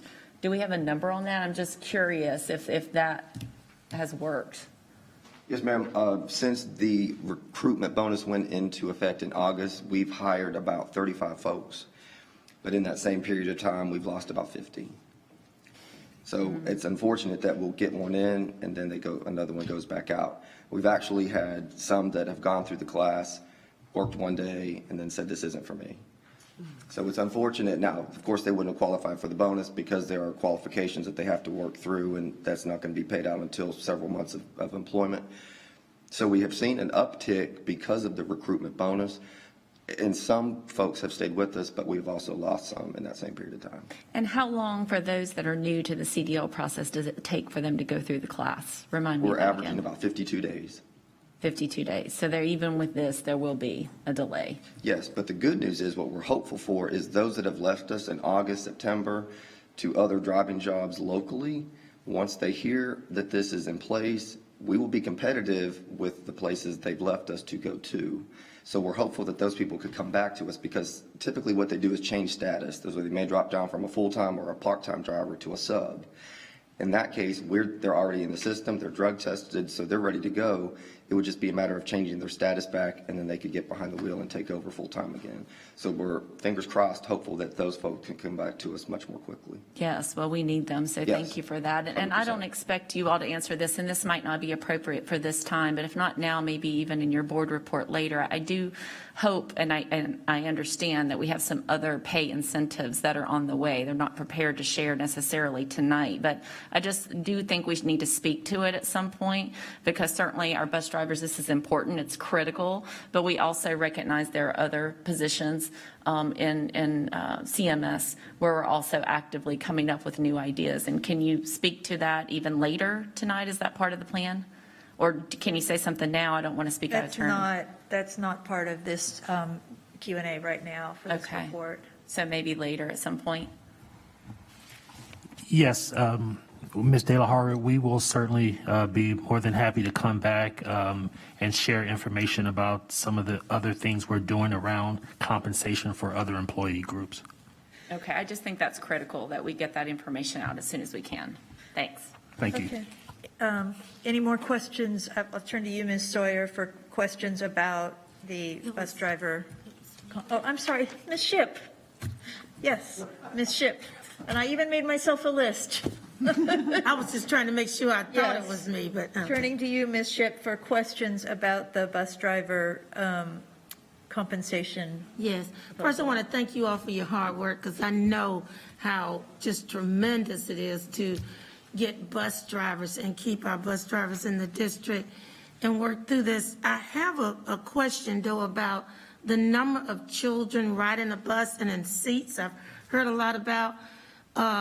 Are we having 3 or more students riding together now in seats? I hope none are out of seats and still trying to ride the bus. How is that working right now? Yes, ma'am. Good question.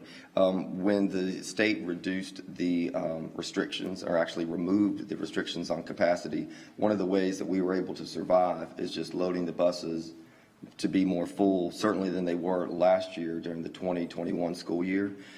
What our hope is, when we will be able to attract and retain more drivers, we could put more buses back on the road to ease some of that capacity. We're not allowing the buses, if we ever get any reports that we are getting close to capacity or over, we instruct the drivers not to move the bus until we can get another bus there or move students to another bus. So we are trying to balance those loads out so they're not too heavy. But yes, there are cases where students are riding 3 to a seat. Right. I know that's been a concern. Yes, ma'am. To many of the parents. I also wanted to talk about the fact that I know this is good, but as we look at drivers, for the fact that bus driving is not 12 months, and it's also, in many cases, not 40 hours, that also makes it, hard to continue to incentivize and get our drivers. What are we doing there? How many drivers are 40-hour week drivers, which is important, and with benefits? So 95% of our driver fleet are full-time with benefits. We're one of the few districts in the state, most of the large districts, Guilford, Wake, that run a large fleet of buses, typically can offer their drivers full-time. So while most of them may not be 40 hours, they're definitely full-time, so they're really close to 40 hours, and that is available. So those that are watching, that are interested in driving a school bus, they are full-time positions with benefits available. We certainly have part-time positions, those that just come in part-time in the AM and part-time in the PM. And so we do have a variety of things that we can offer folks that may fit their schedule that do want to come work with us. Yeah. But good question, but about 95% of our folks are full-time. And that's good to know, because I know a lot of drivers feel that way. Is it part-time and using other occupation, opportunities. Yep. And we do this, since I've been here, since 2018, we provided additional opportunities for them to stay employed over the summer. Camp CMS certainly helped a lot with that this past year, but we've offered more jobs for drivers to work at the bus garage or doing different duties in the district to try to keep them engaged and keep them with us throughout the summer. That's great. Yes, ma'am. Thank you. Thank you. Thank you, ma'am. Okay. Now, Ms. Sawyer. Thank you. And then Ms. Marshall, then Ms. Cheek. Thank you, and I'm so grateful to your team. I know you're just on the firing line, and you all must be exhausted, and I feel for you, and I know it's hard on the schools, it's hard on the staff, it's hard on the families, so I'm really excited to support this. I wondering if there's a way to get a little extra HR support so that we can shorten that 2-week window for folks who might be coming back to the district. If we can try and Yep, we'll certainly accelerate that Yeah.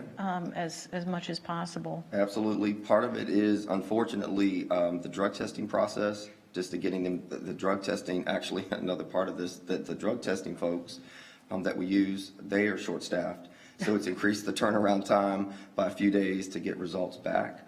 And then it's also a function of getting them scheduled with the DMV trainers. They're short-staffed. So they're supposed to be hiring additional folks to come in. We've gotten them to agree to do an additional bus class for us at the end of this month and another class in November, anticipating hopefully the spike or increase in applications. So we will work on those things to see if we can kind of streamline it a little bit better to kind of shorten that time. Are there any stopgap plans to recruit folks in the district who have CDL, whether they're coaches or athletic directors who have CDLs to pitch in? Yes, we actually have been working with HR over the past several weeks on that plan. I think we're real close to being able to roll that out to offer that to any school staff that would be willing. Even if they're willing to drive just one run for us, it certainly helps. Then, not having to do a double back or triple back to a school to do, kind of shortens that wait time for students. So we're very close to getting that ready to roll out. Wonderful. Thank you. Thank you. Okay, Ms. Marshall, then Ms. Cheek. So my question really was Ms. Sawyer's about our staff. Yes, ma'am. That have CDLs, because I know we have a variety of BMTs, we have athletic folks. So if you're listening and you've got a CDL and you're in a school and you've got right after school, that would be great. I'm excited to see that plan because I think that could give us some extra juice here. Yes, ma'am. Thank you. Yes, ma'am. Thank you. Ms. Cheek? Thank you. And gosh, I do appreciate your responsiveness to my numerous emails I send you. Yes, ma'am. Absolutely. I love the one the other day that you said, sorry I didn't get back with you sooner. I was driving a bus. Yes, ma'am. And I appreciate that you're doing that because right now we're in a critical time. Now, I've got colleagues and friends that are in Winston-Salem, Forsyth. I think their bus driver shortage is the same number as ours and they're a fourth of the size. So the heroic efforts that are being done to, retain people is just crucial. I would like to make sure that we are really transparent with a parent hotline. I'm getting a lot of concerns from parents that are not getting their kids off the bus on time. The kids aren't coming when they're due and they don't have a phone number that's answering. Yes, ma'am. They're trying to call the school's, not answering because the kids are en route already. So is there a number we can make sure that we get very public for parents to call if they're having transportation concerns? Yes, ma'am. Our main transportation number is probably the best because we have additional staff there that can answer the lines. It's 980-343-6715. And they can route the calls out to the area offices. Now, the area offices are operating on a skeleton crew because anybody that has a license is actually driving. But we can get more results, I guess, quickly for parents if they call the main transportation number, and then we can get them. That's good to know because sometimes it's just really a matter of letting people know and then the anxiety and all that goes away. I do share one of things that Ms. De La Hara mentioned, and I know that that's going to be something that we talk about more further, but in a time when we're leveling teachers right now, pulling teachers out of schools, when I'm having principals tell me that the sub pool is an imaginary group of people because there's really no subs. I want to know, what we're doing to enhance those types of positions so that we can have more people supporting our schools because the schools are hemorrhaging subs right now. There's none. There's just none. And now that we're leveling those schools, people that have been helping cover classrooms, they're getting pulled to go do something else. So I think I'm really happy to support this measure, but this is just one of about 50 positions that we're in critical condition on. And I'm not going to be happy if I sit in this dais in 2 weeks and don't have some pretty good ideas of what we're going to do to enhance some of these other positions. So I'm being as direct as I can be, as nice as I can be about it, but I want to see some action.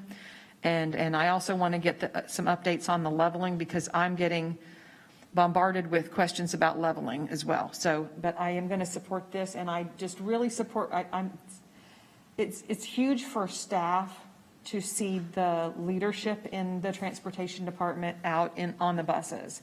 That is showing everybody that you mean business and that you care. And I think that is incredible leadership, and I appreciate that so much. Thank you. I do want my drivers to know that I'm out there with them, that when they're going back to run a double or a triple or staying late to take some kids that got missed, I want them to know that I'm out there supporting them. And it's actually like this morning, I was driving a University Park run, and the little tiny kids, little kinders, just standing at the stop, and I thought, if I didn't get up and do this, they would just be standing there. Mm-hmm. So it makes it worthwhile when you see the little ones run to the bus, and then when they got off the bus, they said, will you be our bus driver from now on? Mm-hmm. So that makes it worthwhile. Yeah. Yeah. I appreciate that. Thank you. And Mr. Winston, I'll be looking forward to some more updates on how we're going to save some of these other staff situations. Thank you. We will definitely be back and provide that information to board members. All right. Anybody else? Mr. Strain? Yeah, thank you for the report and the recommendations here. I see it every morning at our bus stop, right? So, and taking calls from my daughter on the way here. Papa, are you going to come get us, right? Because it's stretched thin. Yes, sir. So appreciate you taking us through the comp plan and all the various changes, the efforts that have been made, and then proposing this additional step. We've already done a round, obviously, of recruitment and retention bonuses. Obviously, there is a risk associated with significant increases in pay when we're paying for that with the current understanding that we can reduce routes. Yes, sir. Because that's based on ridership. Yes, sir. And if we ever achieve some sort of normalcy here, I'm expecting some of that ridership to come back. And frankly, the carpool lines to reduce. And so in terms of looking at that, can you talk me through the sort of risk reward analysis that was done of increasing the recruitment and retention bonuses and the anticipated or projected results from that versus increasing the base pay, particularly if we're paying for that out of the assumption that the ridership is going to remain somewhat close to where it is as opposed to rebound? Yes, sir. Good question. Actually, a couple of good questions there. Right now, we have about 107,000 students assigned. And if you remember, pre-COVID, we were about 134,000 students, and we had about 92,000 riders. So we're about 107,000 assigned, and we're getting ready to do our state count starting next week. So we'll get the good data on actually how many we're riding. Historically, it's somewhere between 68 and 69% of what we have totally assigned. We're anticipating that we'll show probably somewhere in about 72 to 73,000 range that are actually riding the buses. But what we feel comfortable with is that we do have a good space. We'll probably still have about 75, 76 positions available to us when we need to add buses back to the road for increased ridership. I don't know that we're ever going to get back to, maybe we will, but I still think because of the other ways that we've been able to gain efficiencies, we were really forced into kind of looking at things a whole different way this year to try to be able to survive the shortage that we did have. So I think that we'll be able to do that effectively with the additional spaces, the vacancies or positions that we have, that if we need to add buses back to the road for that additional ridership, we'll be able to do so successfully. So I appreciate the work in terms of driving efficiency, obviously all the work of yourself, your staff, the entire team in terms of turning this around for kids, right? Yes, and pulling out all the stops. I did have one additional question in terms of the entire department, looking at the transportation department, and if we've got any additional resource constraints in the transportation department. We talk a lot about the bus drivers. Yes, sir. And rightly so, but any additional resource constraints we need to be looking at within the transportation department? Yes, our maintenance staff is actually, we've lost quite a few technicians over this kind of same period, August, September, and they've left us to go to higher paying technician jobs like diesel mechanics and for other companies that are paying more, per hour. So we're looking at ways with human resources to possibly to address that And we're also doing some recruiting efforts with HR to kind of bolster that effort and attract more people in. We were fully staffed with technicians several months ago, and certainly pre-COVID, we weren't running that many buses. The other good thing there is the state has allowed me to take a lot of these buses that we're not running and deactivate them so we can suspend the maintenance plan on them. That means the technicians don't have to service those buses, and that kind of reduces the number of technicians that we may need. So that's one of the ways we're kind of combating it right now until we can look at some other ways to bolster the effort to recruit more. Well, certainly, hopefully, we'll put those on the list Yes, sir. of other positions we need to talk about, as well as make sure that as we anticipate putting these buses back on the road. Yes, sir. That's bubble staffing that's going to be required because there's additional tech work. Exactly. That needs to be done, obviously, to put those buses back on the road. Yes, as sir. well. Thank you. Thank you, sir. Before I turn to Dr. Jones, do you want to have any questions before you make your motion, Dr. Jones? Okay. I just have one quick question. The effective date for this change, once if we November pass- 1st. November 1st. Yes, Okay, ma'am. thank you. Thank you. All right. I now turn to Dr. Board Member, Dr. Ruby Jones. Dr. Board Member Ruby Jones, to make this motion. Thank you, Madam Chair. Modifications to bus driver compensation rates. Madam Chair, I move to approve the modifications to bus driver compensation rates as recommended by the superintendent. This action will provide tiered increases for new and existing employees based on experience and increase the starting pay for our bus drivers from $15.75 per hour to $17.75 per hour. These changes will go into effect on November 1, 2021. Do we have a second?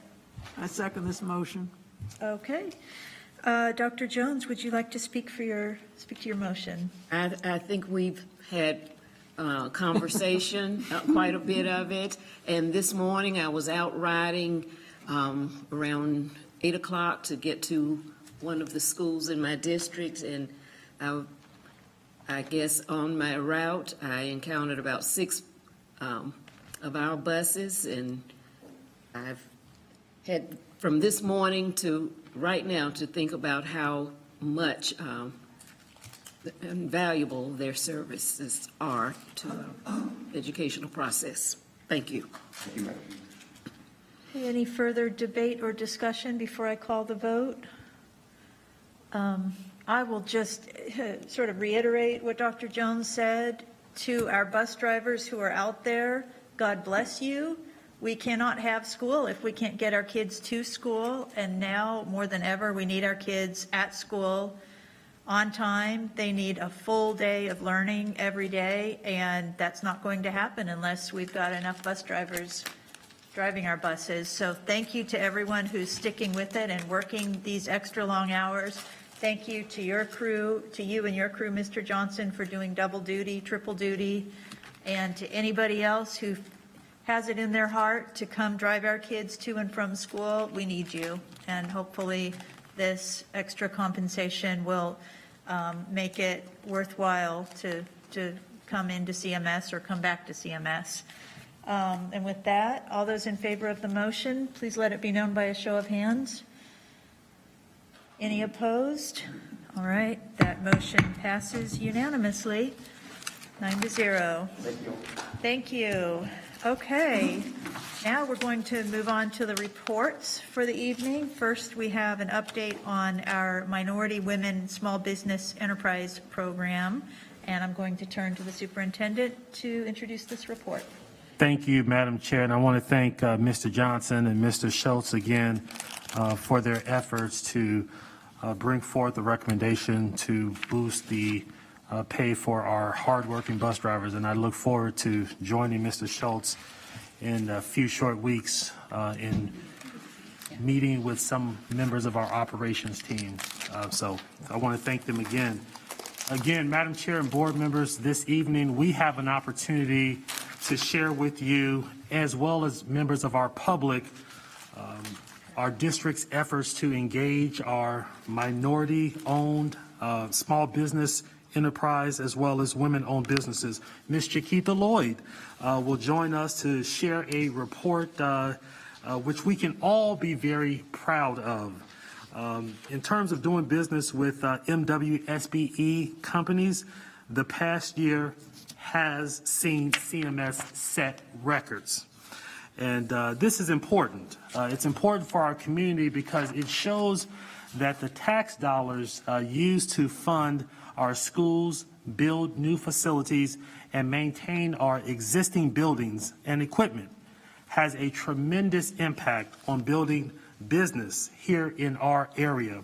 Ms. Lloyd will also share updates about how our students get involved with business and many begin preparing for successful careers.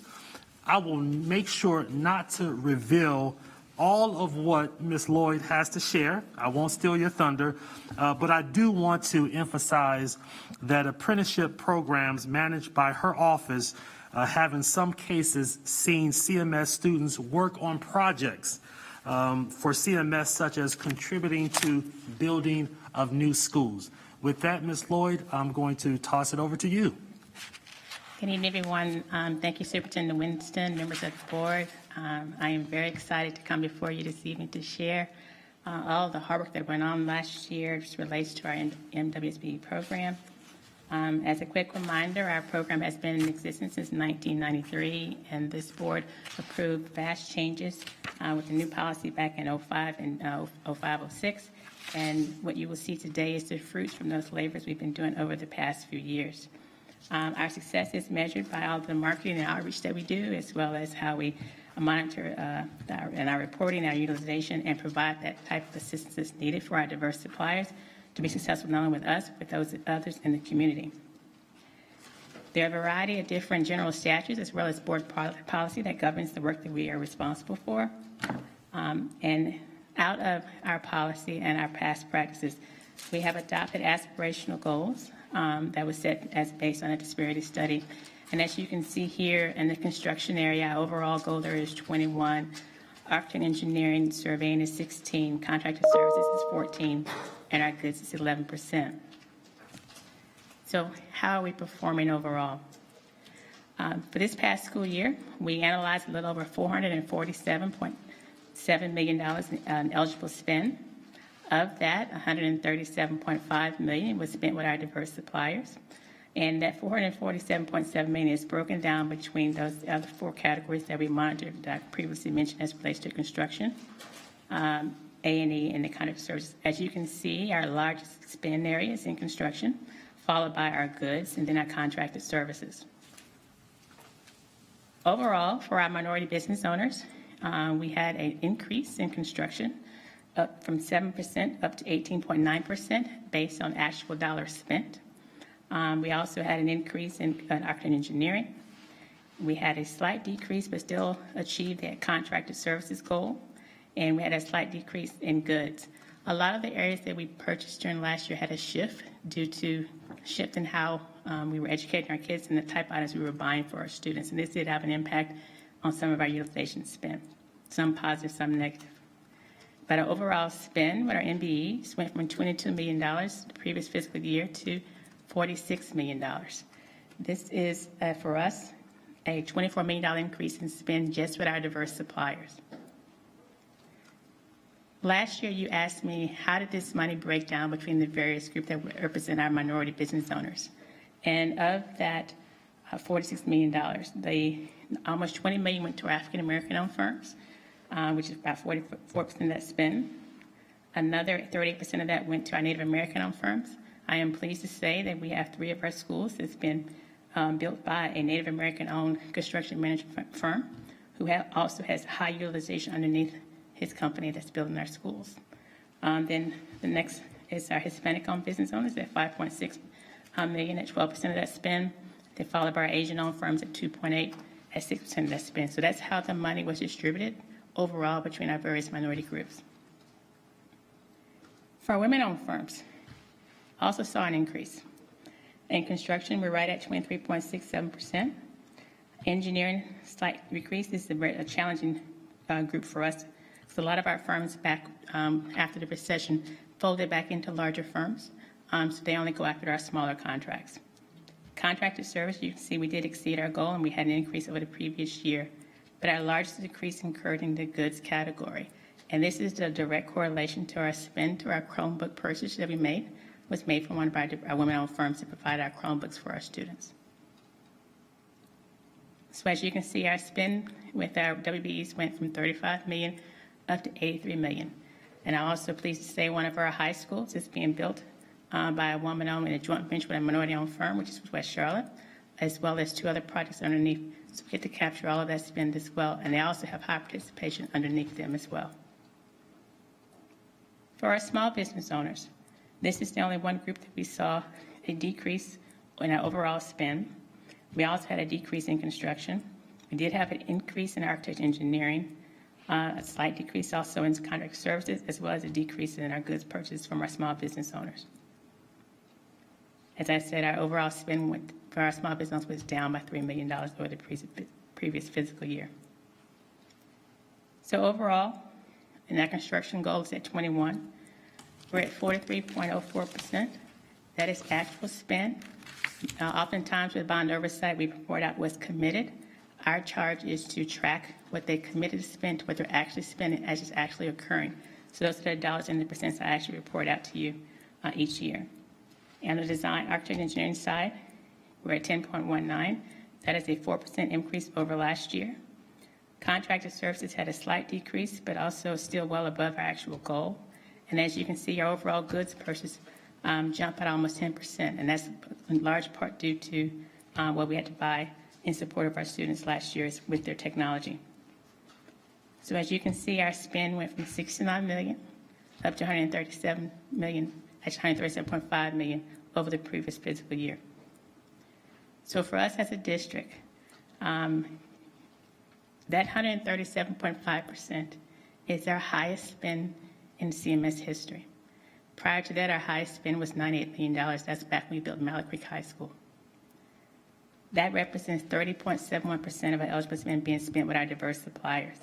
As I said, we did exceed our aspirational goals in 3 of those 4 categories. We achieved or exceed our MBE goals in 3 out of 4 categories. And our MBE spend is also the highest we've ever had in the history of the program, whether it be utilization or the actual dollars. Same thing with our WBs. We did exceed in 3 out of those 4 categories, and we had our highest spend in the history of the program for our WBs as well. So we wanted to understand how did we get there? Oftentimes when we have firms, we go out and do outreaches, and we encourage them to register in our database. Our goal is not to have you just in the database, but actually being utilized. So we actually track to know how many of our firms who are registered are actually being utilized. And we look by the different categories. This number moves probably monthly based on what we're buying, but at least we know who's being used, who's not, why we're not successful, and it opens the door for us to help those who have not been successful to know what needs to be done the next time. We also want to look back at our departments, and we analyze exactly the dollars they have available and where the opportunities are. We look at who are our top departments as it relates to our spend. Of course, information support, systems and support had our largest spend in the goods category. Inventory management did high spend, as well as plant maintenance and our CTE programs in the food warehouse. All of these are direct buys that we do for their supplies to help support our students and our teachers in our buildings. Our largest area of spend that we had is in technology, as well as in inventory and the management and on the maintenance construction side and CTE. I'm pleased to say that over 84% of our departments and a little over 80% of our schools utilize our diverse suppliers when they come to purchasing goods. On the contracted services side, our largest spend area for this is from the maintenance side of the house, as well as looking at information technology again, our driver's education program, our transportation and information systems support. So our largest spend areas, we're always looking for opportunities for us to do in building services. Of course, they have the largest amount of money, as well as technology, transportation, and driver's ed. So as we're looking at all of our spend annually, we're looking to see where are the opportunities, where are the gaps, and then how we can then steer our business to where our needs are, so we know how to utilize them going forward. Last year, I shared with you our economic impact of the program and what we're doing. And you asked the question of what is the utilization as far as impact for all employment, not just for our diverse suppliers. So our partners at the Charlotte Regional Business Alliance went back and looked at the data over those 18 schools that we reported out before. And our total employment is a little over 1,836 jobs, whether it be indirect or direct, or through the community effect of jobs created in relation to those bond-funded projects. And that's strictly just the bond-funded projects, not the rest of our spend. We looked at the GDP and overall income, and it's a little over $132.5 million in revenue or income that these folks are making as a result of our projects. And then we looked at the actual total estimated tax impact, whether it be local, state, or federal. And as you can see, locally, that's a little over $4 million in tax impact, $6 million for the state, and $22.7 million for the federal. So we're very appreciative of the bond that our community passed back in 2017, and we're leveraging that vote and that support of CMS to not only build the schools that's needed for our students, but it's also employing folks in the community, and we're also helping our students learn on our various projects I'll share with you next. So that detailed impact channel of those 1,800 jobs, our minority-owned firms responsible for a little 355 of those. Our women-owned firms are 478, 20 of them are smalls, and the remaining is from all the others that are non-diverse suppliers and contributing to those overall jobs that are supplied as it relates to our bond program. For the community impact, I think you all know we do a lot of outreach. COVID did not slow us down. We learned to pivot just like our students did to do everything virtually as well. But also when it came to constructing the jobs, we were actually out on the site when we needed to be there. We hosted various outreaches through the Latin Chamber of Commerce, as well as working with the Charlotte Corporate Community Roundtable and the quarterly meetings, working with our Hispanic Contractors Association, the Carolinas Council, as well as our regular community engagement meetings, participating in Small Business Month, and doing Charlotte Med Week.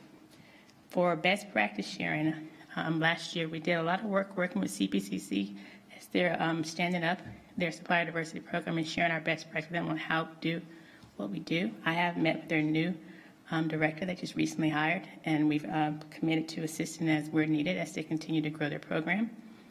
Same thing with the city of Greenville and working with their city government of answering key changes they were looking to make in their program.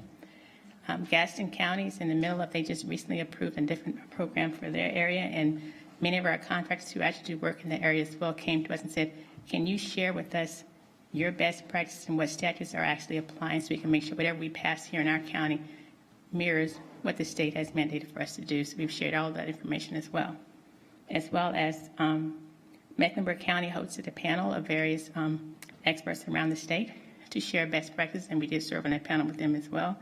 To just talk about how we analyze our spend and how we leverage every dollar that we have to utilize, whether it be diverse suppliers or all suppliers, how you provide that access to those opportunities. And of course, through the coordinators network this summer, we've actually done 2 workshops working with our other counterparts across the state just to understand what statute says, what your local policy says, and then what you can do and how you can really push and leverage the utilization of your diverse suppliers. It's not about giving anyone anything. It's about how you open up the floor and you level the playing field, and you look at what your specs say and what you're asking, and you actually enforce what you have put in writing as far as policy and in your practice. We've leveraged various technical assistance opportunities as well about how to do business with us, various career fairs, working with a women-owned certification program, workplace safety. These are all the types of virtual workshops we provided to our diverse suppliers. All suppliers who was welcome to attend to share with them as well over this past year. And I can tell you now this week actually for us is Charlotte Med Week again. And so we have a whole round, and we had 7 other workshops we provided over these past 2 days. Tomorrow we will have a career fair where our corporate partners as well as our construction partners are working with Charlotte Works on letting them know about jobs that are available so they can actually do virtual interviews to find out more about that, followed by our expo, and then we do our celebration on Thursday. Last year's Med Week, since we were virtual, these are our honorees that were selected based on the services they have provided. Pleased to announce that we had United Painting was our Hispanic-owned firm who was outstanding in construction. Cochran Steel is a woman-owned firm for supply and manufacturing. James Seals and Stripes was also a winner in general service. They're a small business owner. Access Services is a staffing company that many of our construction firms use, and it's minority-owned. And then we recognize Environmental Holdings as our corporate advocate, and Stephanie Kegley, a diversity advocate from Messer Construction. CMS also recognized in the winter in regards to our efforts and what we've done as far as the utilization of diverse suppliers by the Carolinas Virginia Mineral Supply Development Council. We were recognized as the 2020 Regional Corporation of the Year back in December. And what's unique for this for us, because we are a government agency, normally we're only considered in the public category, but based on what we do and how we are established on the utilization that we use, they moved us into the public sector category to compete against the other larger firms, and we were selected over them. They said what you guys are doing was head and shoulders what everybody else providing for us as far as documentation and what we're doing. Workforce development. This CMS is also unique for us as a school district. We leverage our bond-funded projects for opportunities for our students through the Marriage Youth Employment Program. This past summer, Giovanni Martinez Garcia was one of our department's interns that we had, and we were able to provide him. He actually graduated from CMS this past June, and he was with us this summer, and he's working and plans on going to CPCC in January. But he had high desires and looking for civil engineering, so we were able to match his interests with our projects, taking him out actually on this site. You can see a finished project as well as one under construction. Went through a whole lot of LinkedIn learnings, and we did like a scavenger hunt through the plans just to help him understand, to help him decide where he wants to actually focus his interests going forward. Very proud of Giovanni. Appreciated his feedback to us, because each year we have an intern. We learn from them as well, so we can make improvements in what we're doing. Through our other construction managers, they report out to us what they're doing as far as using our projects for other internships. We had internships and or new hires. So we did have 2 temporary employees that are currently being used on our jobs. We had 20 permanent hires. 3 of those permanent hires are actually CMS Rock graduates that are working on our program, on our projects. We had 13 high school interns this past summer, and we had 21 college or community college interns this past summer. Through one of our HVAC firms, they have 4 apprentices that we can count towards working on our projects. One of those apprentices is working at West Charlotte High School, and he's also a West Charlotte graduate. In addition to that, we're providing, they provided 80 training hours, job shadowing hours, site tours for our partners at Goodwill, as well as some additional work for our students in the Design Academy. We recognized Hodis Edison for LEAP for the Workforce Development Champion last year, LS3P for Advocate of the Year, and as it relates to helping us set up our Workforce Development Program, and Goodwill Industries for being our Workforce Community Partner. They also help with the ROC program. They have been a tremendous help for us in helping our students as well as educating us on the needs in their community. Messer Construction is also another one of our CMs. They, on those new hires, these new hires also were hired by Messer in our overall number. These young ladies, very proud of our women in construction who are taking advantage of the field and what's available for us. These are part of our new hires. Summit Corporation had a Spark for the Future at South Meck, where they had students come in to understand over the summer, to learn about the industry, to move forward and how to leverage the projects going forward. None of this could happen with all of our industry partners you see here. Each one of them have made a commitment to work with us and work with our students on introducing them to the field and are hiring them or working with them through the summer internship opportunities. Same thing with our community resource partners. We could not do what we do without all of these folks working together for the better good of all of our students as they prepare for their careers after their K-12 experience. And for me, none of this work I could do without this amazing team that we have with Ms. Connie Beatha, Jason Deans, and Stacey Moretti. I call this the magic behind the scenes. They are the ones who are dedicated daily to ensure that we are maximizing our opportunities, educating the community on what we have available, and then actually monitoring what we're doing on a daily basis. So for our next steps, we continue with our community outreach, pre-qualification of our bidders. Like I said, Charlotte-Mecklenburg is going on right now. We have our career fairs and hosting our quarterly advisory meetings, and we continue to look forward for this next school year that we're currently in right now. And with that, I'll pause for questions. All right, Ms. Sawyer and Ms. Byers-Bailey, Ms. Marshall. I'm trying not to make sure I look over here too. Thank you, Ms. Lloyd. I am so impressed at the way that your department merges our construction and our MWSBE efforts with your education core and our education core in bringing students into the field and coordinating apprenticeships and work placements. It's a really shining example of our mission in action in our work. And congratulations on the award. That is remarkable. And do you know of any other districts that have this kind of deep partnership in construction and our education mission? Not the way we have it set up. Okay. So thank you. I just want to congratulate you on that. Thank you. Ms. Byers-Bailey? Thank you. Carol stole half of what I wanted to say. But if I could take this mask off, you would see this big grin on my face as a result of everything that you have presented today. I am over the moon excited about what, every year you come and you tell us all this great stuff that you're doing, and you said, and you're going to do more every year, the next year, and you do. I'm just thrilled with what you've accomplished. I'm thrilled for the numbers of minority and women and small business people that actually get a chance to do their stuff, to contribute and to be meaningful, have that meaningful opportunity to provide a service, provide a product, and be profitable. Because, our economy has struggled so much during this COVID rebound. The first round, now second round, who all knows? And yet you have provided a way for our community to continue to grow. For CMS to continue to contribute in a way that nobody else around us is doing, which is why you got the award.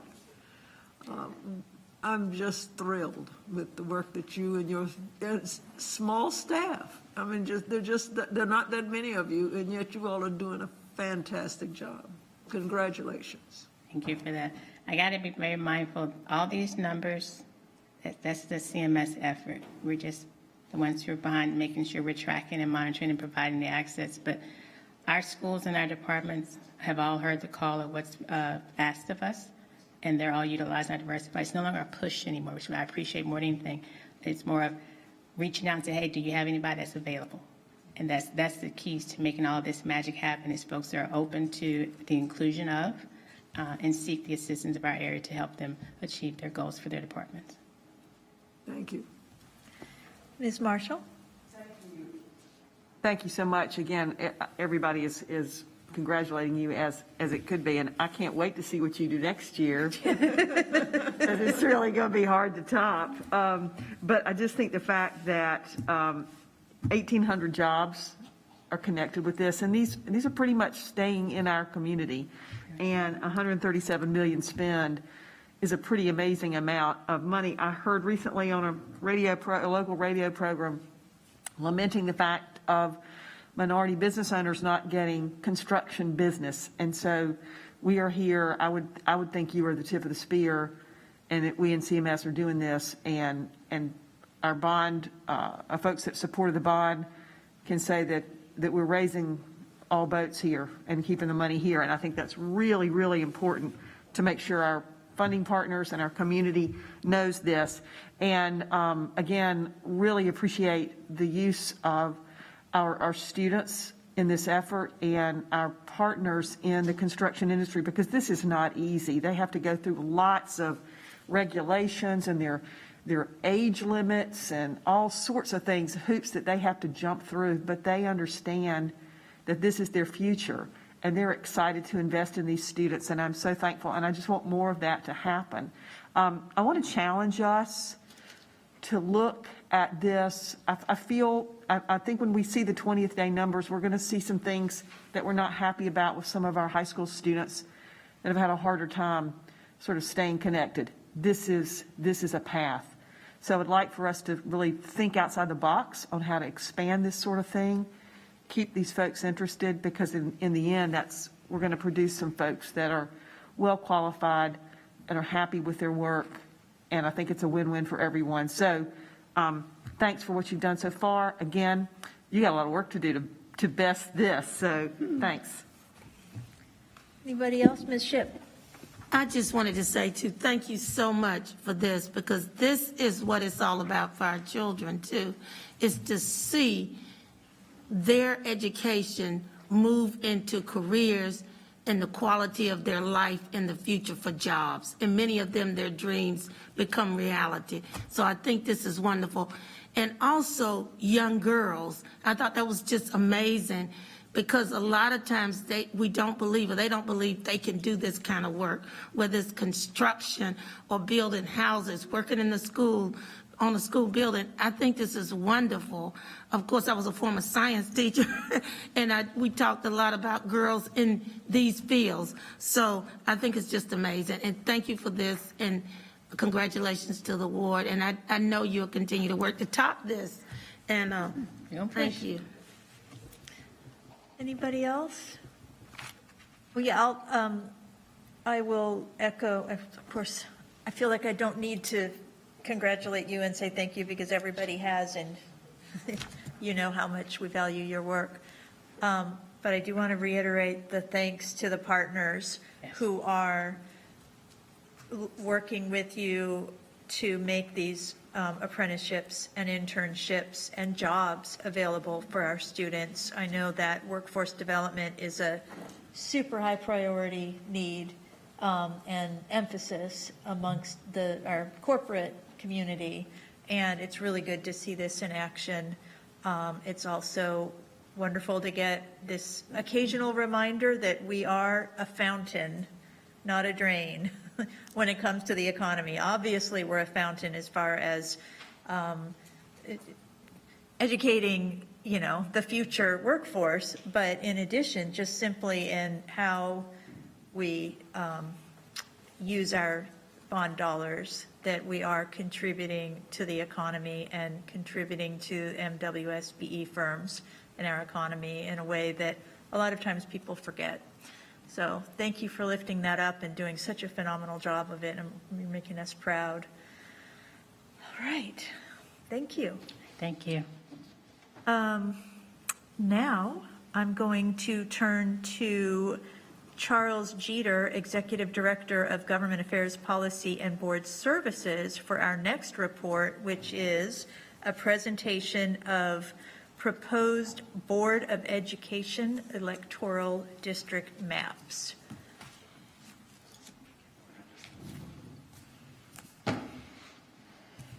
Thank you, Madam Chair, members of the board. First of all, before I start, I'd like to acknowledge the great work of the redistricting work group, the incomparable Andre Mays, Scott McCulley, and Max Shong. The four of us have worked hard to put this together. I would also remind everyone, predominantly the public, the board has not seen this either. We made a promise in January, no one would see this information. As we sit here today, there's only been 6 people that have seen the information we're about to present to you once we get to the maps. So, with that being said, on April 13th, y'all adopted 5 criteria. These criteria are important. I'm not going to reiterate what they are. We've talked about them previously. But you'll notice throughout this presentation, and what guided the work group's efforts was the criteria adopted by this board. So everything we do, and as we get to the maps, you'll see how we enumerate how they comply with the criteria that y'all approved. I want to tell you how we did this. And Max Chong, who is a CMS member, the CMS team member, and was a valuable member of this 4-person work group, we use the ESRI software, which is the same software program that we use to do our school boundaries. It is a web-based tool. You can read everything it is. It is all-encompassing. It's an incredibly useful tool. The way it does the map drawing and the efforts is one of the best tools I've ever seen. I've been involved in map making at the state level, at the local level previously, and this tool was incredibly useful for us to make sure we captured what we needed to capture and get it done in the proper fashion. I want to show you all our current. And this is important because the ideal population, when you come out of the census data that we just received, would be 185,914 people per district. This is, if the districts remain the same, what the populations would be. And as you can see, District 2 is the most overpopulated, the most populated district.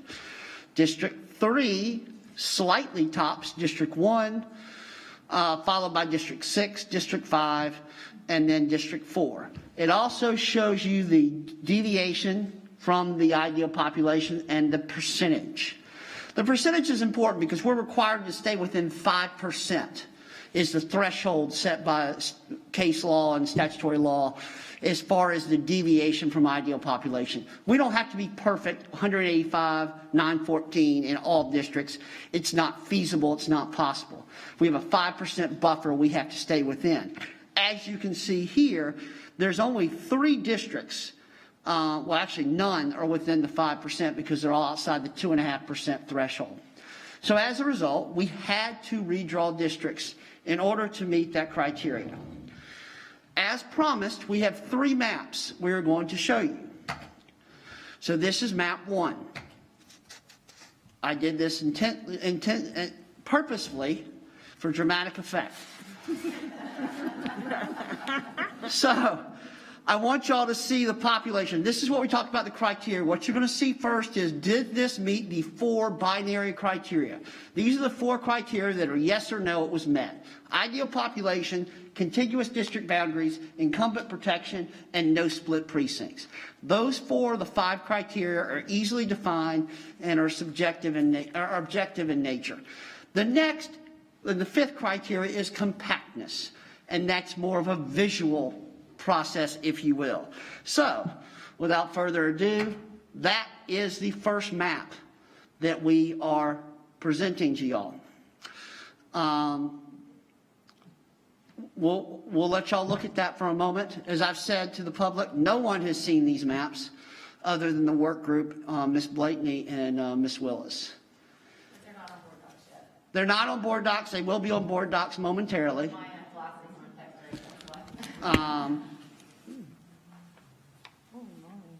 We can put it on board docs right now. Ms. Blakeney will put it on board docs right now. So I want y'all to see this. As you can see, admittedly, we have some challenges when we draw these maps. The incumbent protection piece was challenging, but this is scenario 1.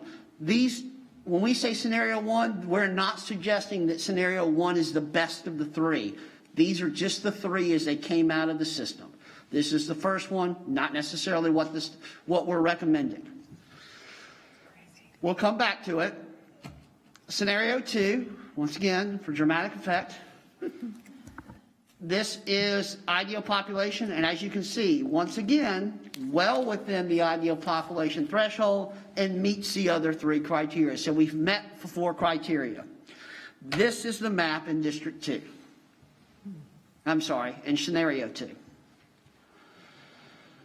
Admittedly, of the three maps, this is the one that most resembles what the districts look like now.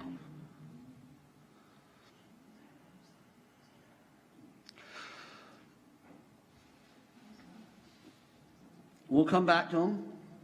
I want to make sure y'all get a chance to look at them a little bit. As we go into scenario 3, once again, did we meet the 4 criteria? We did. And then it gets into the final map option. Once again, this one's a little bit different. So, I want to show y'all something, and this gives you an idea, and this I think is a useful tool. So this is current, that's 1. Current, 1, and you can see the changes pretty visually there. We will, but we're right now we just kind of want to go through the process. You have current there, 2, you'll notice here, this is the fewest changes. Like being at the optometrist. Yeah, is it better with A or B? And then of course this is a different map. So those are the 3 maps that we came up with. And I'll be happy to answer any questions about these in just a second. I do want to tell you the future calendar. We have 3 virtual town halls. These are for the public to interact with us. The first one is tomorrow night at 6 o'clock. Then we have one next Tuesday and next Thursday. Everyone is eligible to be there. They are publicized on our social media accounts. And if anyone wants to sign up and participate, they can either put questions on Facebook Live or they can email boardservices@cms.k12.nc.us, which also will be on our Facebook page, so that email address will be there. And we'll invite them to interact with the group tomorrow night as well as next Tuesday and Thursday as we get there. On the 26th, we will have a public hearing on the 3 maps that you just saw. On November 2nd, which will be a special meeting, which will be formally noticed tomorrow, this will be a work session where y'all can engage in the maps and make recommended changes and those type of things. I will tell you that we are going to ask you that by close of business on Friday, October 29th, which is the Friday before then, that you provide us with any suggested changes you may want to see. Making changes in these maps is not something that can be done. I mean, it's a fairly quick process, but it's not like flipping a switch. It does take a little bit of time to make changes. So as y'all look at this data between tonight and Friday, October the 29th, the more information you can provide us about what you'd like to see different, the more effective we were going to be at that work session on November 2nd. From those public hearings, from the November 2nd workshop, we will publish those maps on November 5th, and then on November 9th, at your board meeting on November 9th, the work group will present a final map that we will recommend for your approval on an up or down vote. So, Madam Chair, I know this is a lot. You will get a packet tomorrow. This information you'll get tonight. Tomorrow you'll get a packet. Each one of these maps has significant data scores behind it. Not political data. We didn't look at political data. That was one of our charges. But it has population compactness scores, a bunch of data points that go with it. We will provide all that to you. We will provide you all of everything you see here. We will work with you as we get closer to November 2nd to make any suggestions you want. Once again, the only caveat is any suggestions you all make must comply with the 5 criteria. And so with that, Madam Chair, I am happy to answer any questions. All right. Thank you. Thank you to your work team for your efficient work here. And I would just remind board members to kind of keep your questions right now to process, not to debating which map we like best or which specific changes we want to ask for. That is to come. But with that, any questions about the process? Ms. Byers-Bailey and Ms. Sawyer. some of the maps look more spread out and some of them look more, the districts look more compact. Was that I don't know that that was a criteria, but that seemed to have been kind of the result. So compactness is one of the 5 criteria that y'all adopted. Oh, it is? And, you know, frankly, there are many different ways and measurements. Arizona uses the Polsby-Popper method, for example, is how they measure. It's a scale, like a Richter scale is for an earthquake, to measure that. There's the REOC, there's other measurements. And when you get the data packet, Ms. Byers-Bailey, tomorrow, you'll see 5 different compactness scores for all 3 different maps scenarios. So we did use compactness. I will go into that point. The reason you'll seeing some variances here is because of we had 4 individuals, 4 incumbents who live surprisingly close to each other on the edges of their current districts. And admittedly, that hindered some of our flexibility as to what we could accomplish. And so just so y'all know, while you see 3 maps here, the team produced more than 3 maps. And these were the 3 that we felt were most representative of what y'all tasked us to do. Okay, thank you. Ms. Sawyer? Thank you. I appreciate the work of the team, and it's going to take me a while to kind of digest the maps, but I've already gotten questions about why doesn't the school board just have the same maps as the county is preparing for their new redistricting. Can you speak to that? Yeah, well, 2 things. A, that was not one of the criteria that was presented as a menu. Y'all did not include that in your criteria list. I will also tell you that of the 3 maps that the county looked at earlier, I think it was last night. No, it was last Tuesday night. Excuse me. Of the 3 maps that were presented to the county commission last Tuesday, none of those maps meet your criteria. And so none of the 3 maps that the county commission is considering as presented to them by their external map drawers would meet the criteria that this board adopted. You cannot use those without changing your criteria. Now, if they want to marry up to one of our maps, I'm sure we'll be happy to, I promise you we'll be happy to share them with the information with them. And the criteria that they don't meet is the incumbent protection and map and scenario in all 3 of their scenarios. Ms. Byers-Bailey would be double bunked, and scenario 3 for them, I think they call it C actually. Ms. Byers-Bailey and Ms. Sawyer are double bunked, so none of those criteria would be met. Any other questions, Mr. Strain? Thank you, Mr. Jeter.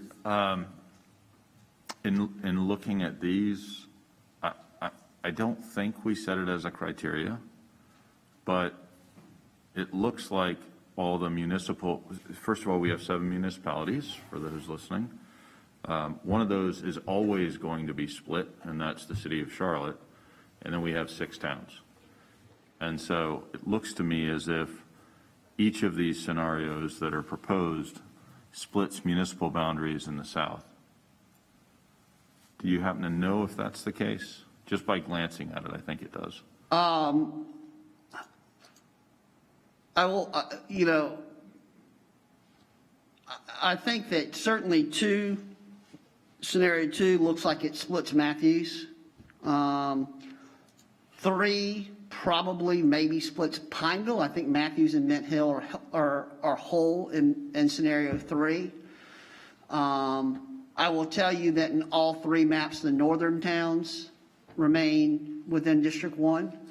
Admittedly, it's a little bit easier in the north because the lines are clearer from where they are. So I think it's a fair assessment. And because our incumbent lives right at the top. So you don't have to worry about that. A fourth of a mile from Iredell County. Yeah, and going to that point, districts in scenario 1 and 2, you'll see District 1 is identical. There is no change from map 1 to map 2, scenario 1, scenario 2 for District 1. And that's for geographic, obviously, reasons, the way it worked out. Mr. Strain, this is something that, as y'all know, y'all did not adopt municipal boundaries. Understand. But that, certainly you'll notice we did go out of our way to include those on the map to identify where those cities were, so you could see those communities of interest, if you will. They're at least pointed in the direction. That may be something y'all want to look at as y'all take out your pens and your markers over the next few weeks, but that's certainly, I think it's a fair assessment. Appreciate it. Yes, sir. Anybody else? All right, it'll be fun to dig into this in the next few weeks. I appreciate it. Okay, and I am now going to turn to the superintendent for our final report of the evening, which is a quick update on our fall 2022 student assignment developments. What's on deck? Thank you, Madam Chair. Earlier this year, our board asked us to review some of our planned assignments and engage more fully with community members. Those efforts have taken place over the past several months, and in some cases continue with virtual sessions this week. Ms. Akeisha Craven-Howell will join us now to provide a report on student assignment for next school year. This report will focus on the new Southeast Charlotte Elementary School and for the high school set to open next year to provide relief for crowding at Olympic High School. Ms. Craven-Howell, I will turn the floor over to you. Thank you, Superintendent Winston, and good evening. Board members, I'm happy to come before you this evening and share an update on Fall 22 openings and associated student assignment decisions. I think it's helpful anytime that we're talking about student assignment to remind our viewing public of the student assignment policy, JCA. That policy includes a single requirement, and that is that all school attendance boundaries be contiguous. That means a single unbroken line drawn around any given school to define its boundary and its school attendance area. In addition to that single requirement, the board has defined a decision matrix of 4 factors, each of which is equally weighted. They are listed here in alphabetical order, so it's not to imply that any one of them has more weight than the other. And that is home to school distance, intact feeder patterns, so the extent to which students travel together from elementary to middle to high school, socioeconomic diversity, and then school utilization. In addition to that one requirement and those factors, there are additional factors that the policy asks the superintendent and staff to take into consideration, things like future capital improvements that are expected, and to the extent possible, keeping entire neighborhoods and HOAs assigned to the same school. As Superintendent Winston mentioned, the scope for Fall 22 student assignment decisions is 2 schools. The building of an elementary relief school in the southeastern part of our county is actually adjacent to Mint Hill Middle School. It is listed on the 2017 bond as the Bain, Lebanon Road, and Piney Grove Elementary Relief. Throughout this process, we have eliminated Bain, and I'll talk a little bit more about that in a little bit, as well as added 2 additional schools, Crown Point Elementary and Matthews Elementary, and I'll also talk about the rationale for that in a bit. And then the Olympic Relief High School, which is a new 100 classroom high school.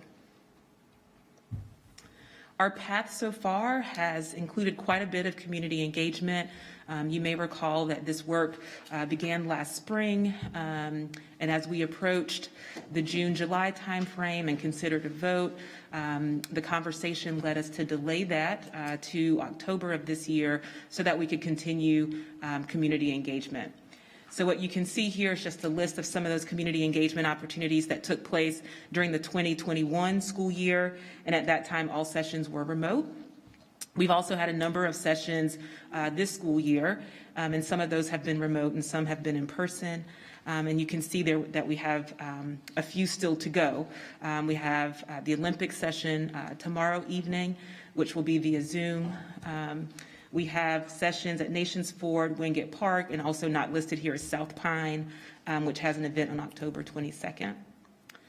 All of the materials and recorded webinars from these sessions can be found on the Planning Services website. And I really want to thank our principals. We know that schools have an incredible amount going on right now, and our principals have really worked with me to identify school-based events that were taking place, that were already drawing significant numbers of parents, and allowing my team and I to be a part of those events so that we could make sure that we could share this information with families in their schools. And so I'd really just like to share my appreciation with our principals for doing that. Looking at the Southeast Elementary School in a little additional detail, you can see two maps here. The first one on the left is our existing school boundaries. You can see Piney Grove in green, Lebanon Road in purple, Bain Elementary in yellow, Matthews Elementary in blue, and then Crown Point in pink.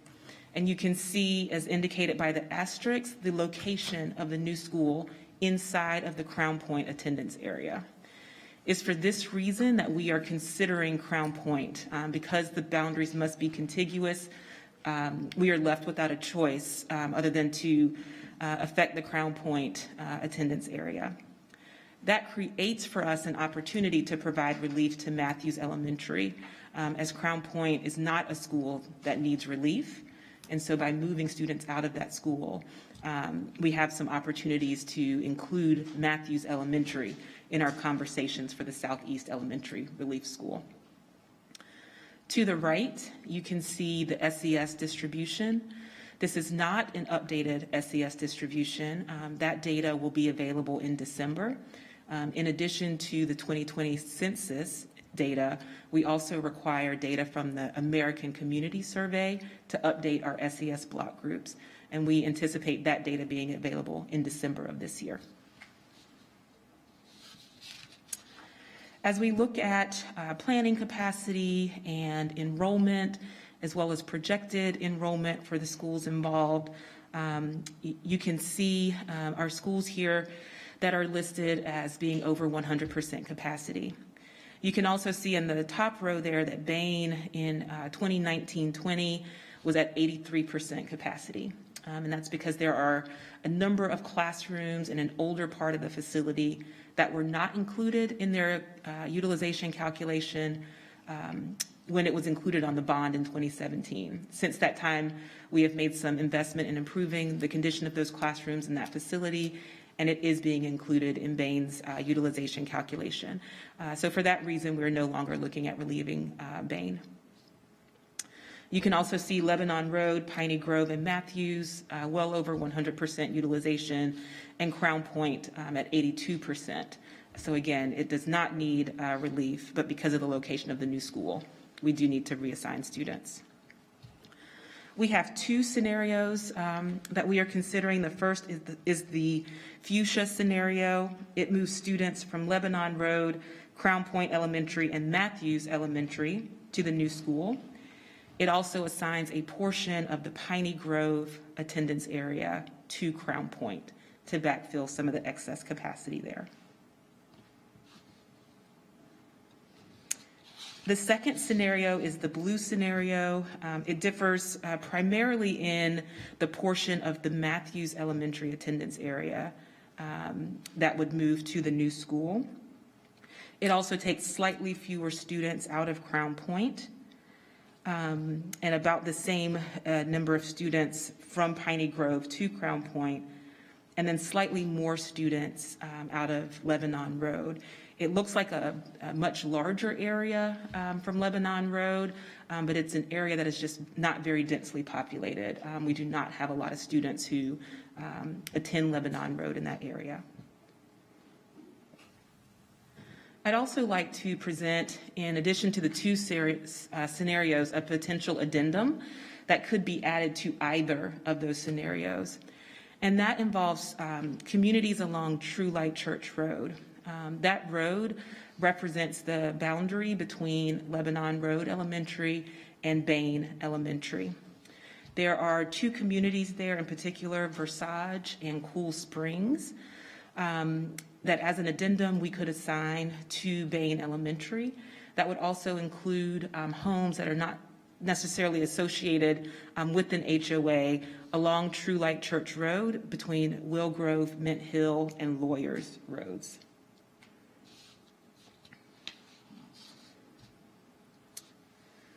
When we compare the two scenarios, you can see the differences in enrollment there. We are able to achieve the desired relief for all schools. In terms of home to school distance comparison between the two scenarios, there would be an increase in students who are coming from the northernmost portion of the Lebanon Road attendance area. They would have an increased home to school distance, as would some students who would be assigned from Matthews Elementary to the new elementary school. And that is the case in both scenarios. I will point out in the fuchsia scenario that it includes moving some students who have already experienced a move in Matthews Elementary. And so we want to avoid that certainly as much as possible. In terms of an intact feeder pattern, the new elementary school will have several middle school splits. We are not proposing at this time any changes to middle or high school boundaries, recognizing that in short order, we do have a comprehensive student assignment review coming up in the 22 calendar year, and we would have an opportunity to address those split feeds then. In terms of SES diversity, there is a difference between the two scenarios for Matthews in that we would significantly reduce the diversity at Matthews in the fuchsia scenario and have a slightly less impact on diversity at Matthews in the blue. Again, in terms of utilization, both scenarios provide relief to the schools as needed. The blue scenario keeps Crown Point Elementary much closer to their current utilization than does the fuchsia scenario. For the addendum, that piece of True Light Church Road with those two communities would move about 41 additional students from Lebanon Road, and those students would be assigned to Bain. As we look at Olympic high school relief, the map you see here is the high school boundary. Olympic is in blue. And then the lines that you see indicate elementary school attendance areas. So often when we're talking about assignment for elementary schools, we're looking at neighborhoods as kind of the building blocks. When we talk about high schools, we look at elementary school attendance areas. And so while I'll be talking about elementary school attendance areas, I'm talking about the high school students that live in those areas. This is the socioeconomic status distribution in the Olympic attendance area.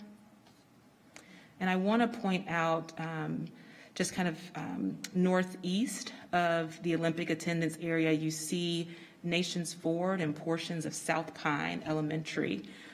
Those are highlighted in yellow as low SES communities. Though they are not within the current Olympic high school attendance area, we are considering them as part of this change. And so just want to point that out. When we look at Olympic High School, the feeder pattern and student distribution, what you see here is a list of the elementary schools in the Olympic attendance area, the middle schools that they continue to, and then the high schools that they continue to. The number that you see in the far right are the number of high school students that reside in these areas, and that is different than attend. Because we know we don't yield 100% of students in any given area in the county.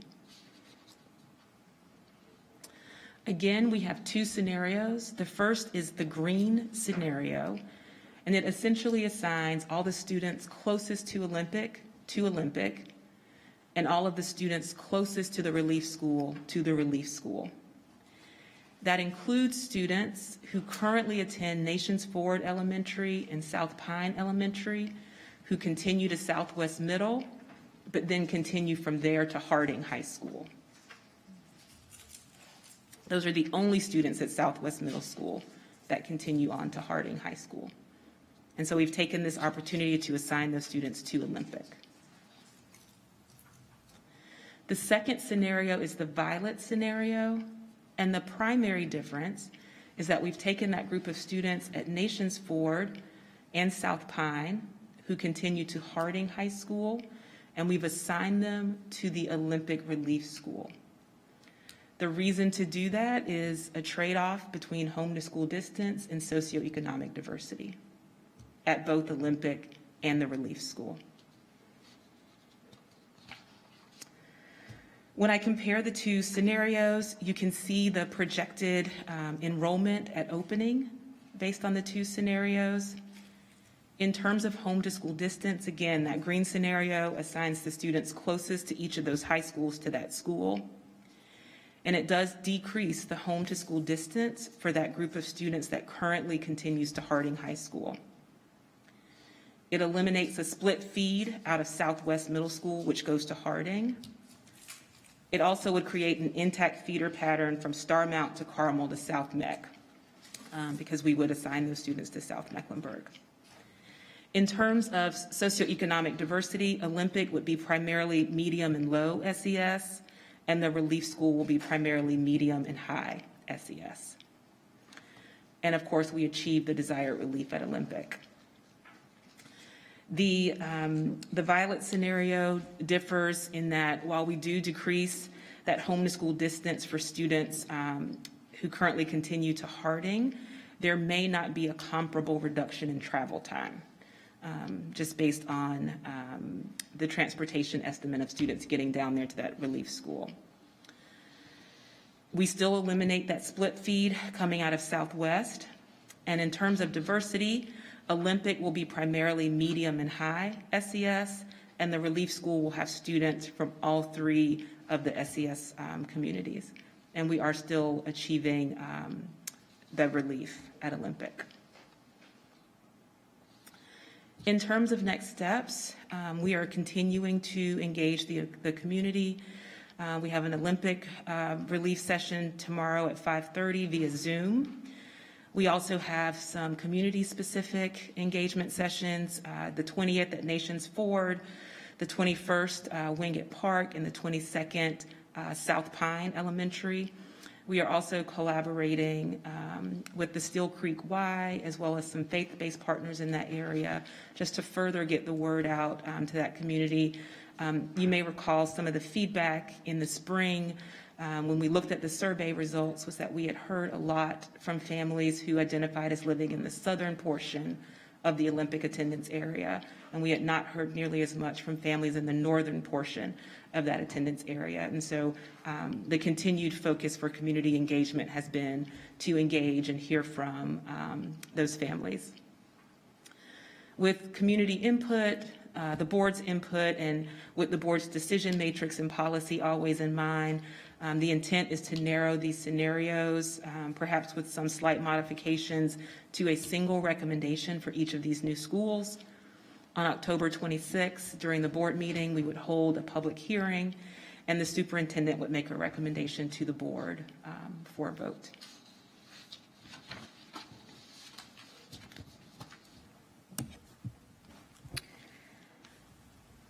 All right, thank you. Going to turn to board members for questions. Ms. Sawyer.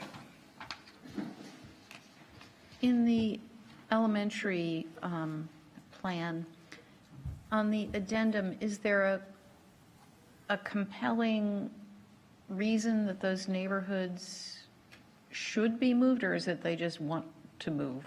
Is there a rationale for that? I think we always have communities that are right there on the border between two schools. And these are two communities that are right there on the border. That True Light Church Road represents that border. When this boundary was created, there was less development along True Light Church Road than there is today. And some of the communities just on the other side of True Light Church Road do attend Bain. And so I think there's the perception of some discrepancy there. Okay.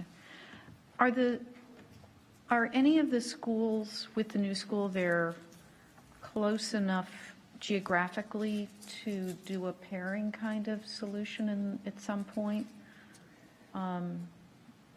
Because they are sort of right there. They are relatively close.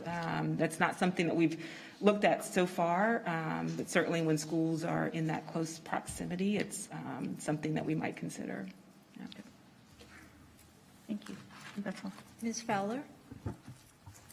Yes, thank you. I saw on your presentation you spoke briefly about the diversity aspect. When you're speaking in regards to diversity, is that more of race and ethnicity, socioeconomics? Because that can be a detrimental part of the education process for our students. So which were you referring to during that time? I'm referring to socioeconomic diversity. During the last student assignment review in 2016, the board developed and approved a very particular definition for socioeconomic status and how we measure it in the district and how we compare different parts of the county to one another. And so that is one of the board's 4 factors. And so solely referring to socioeconomic diversity. If possible, could I look at the different metrics to see the difference between what you were debating with after the meeting, of course? I'm happy to have a follow-up conversation with you, absolutely. Thank you. Sure. Anybody else? Ms. Shipp? I just want to say thank you for this, bringing this to us now and getting an opportunity to share with the families how we're working to get more community engagement in this process, and especially as we look at, I will just say, the Olympic Relief High School, and your work in making sure that students who are not in the home schools, and I don't know if you're sharing that, will also get information about these community engagement programs, because I know a lot of this work has gone through the principals, and I thank them for that. But we also want to make sure those students that are not in the home schools, they may be in magnets and other schools, are going to be involved, because that's something we're working hard for the families to see these scenarios and have an opportunity to weigh in on this. Yes, ma'am. We heard that feedback, particularly from the Olympic community. And so we did send a Connect Ed yesterday to any student who is in the Olympic feeder pattern or who attends Nations Ford or South Pine and continues to Harding, to make them aware of the information on the website, but also to point them to tomorrow's community engagement session that will be held via Zoom. Thank you. Yes, absolutely. Anybody else? Please. Mr. Strain? Thank you. So just to carry on with Ms. Sawyer's question here, there are actually communities on both sides of True Light Church Road that attend Bain, not just one side currently. In fact, one of the communities that you've highlighted there, you actually have to drive through Bain-zoned houses to get to those houses in order to go back through Bain to get to Lebanon Road. So it is the community that's grown up around True Light Church Road, and current boundaries have both sides, but those 2 communities and a few of the other homes are not currently zoned for Bain. So thank you for including that. Sure. The only other question I had was around the elementary school boundaries. And in terms of putting those together, both of the scenarios go down Idlewild, I think. Yes. Right? Yes. And really that's challenges associated with the proximity there, I think, to Crown Point, right? So, and then in terms of as the new school boundary reaches down, you've got one that's using 74 and 51. And where's the other boundary that you've set? It's here. Comes across 74 and across 51. Yeah. Okay. Yeah. Part of the challenge is where students are located. And so within these areas, there are, if I look, for example, at this part of the Lebanon Road attendance area that we're proposing to move to the new school, it's very densely populated. But when I come down here, which is a part that we propose moving on the other scenario, it's a much bigger area geographically, but not nearly as many students. And so, certainly looking at kind of major thoroughfares, but also trying to balance that with where we see the students located. Yeah, and I think that point applies to both of these, both the elementary school and the Southwest Relief High School, looking at where the development's going to take place. Because where there may not be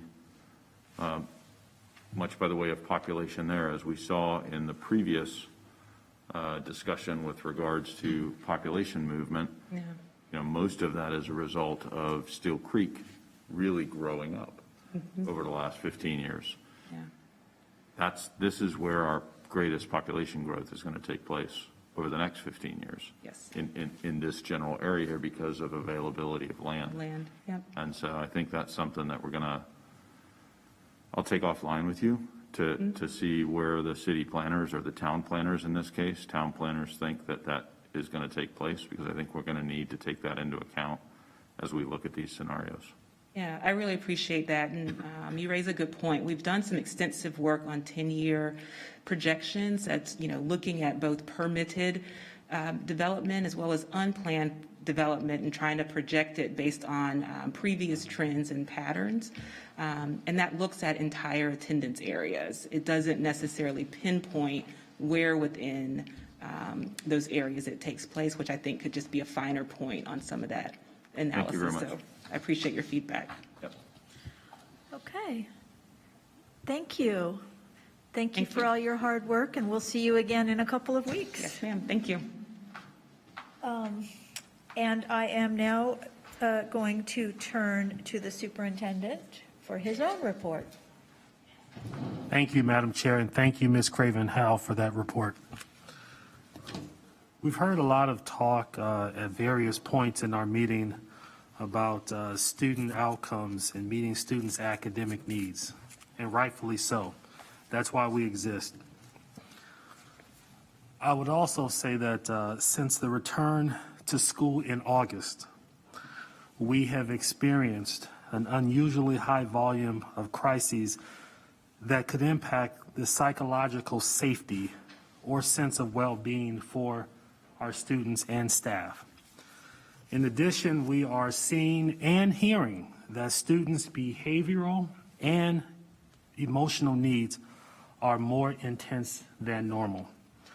What we are seeing in CMS is happening all across the country.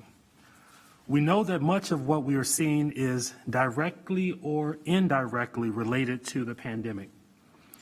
While for some, the pandemic lockdown meant spending more time in a safe, comfortable environment where they were academically or professionally successful. But for others, the lockdown placed them in physical or psychologically challenging or unsafe conditions. In addition, we know that many people have lost loved ones during this time due to the virus. An event like the COVID pandemic is traumatic, and trauma impacts people in a number of different ways. In children, we may see acting out behaviors or social withdrawal. Some children are struggling with anxiety when that was not an issue for them in the past. Staff may also be experiencing anxiety, fatigue, and burnout at higher rates. Behaviors we are seeing are abnormal compared to the past because the present is abnormal compared to the past. Some indicators of an unusually high level of need this school year, and we are still in the first quarter. Some indicators of an unusually high level of need this school year include the number of situations we've experienced that require the use of psychological crisis response protocols.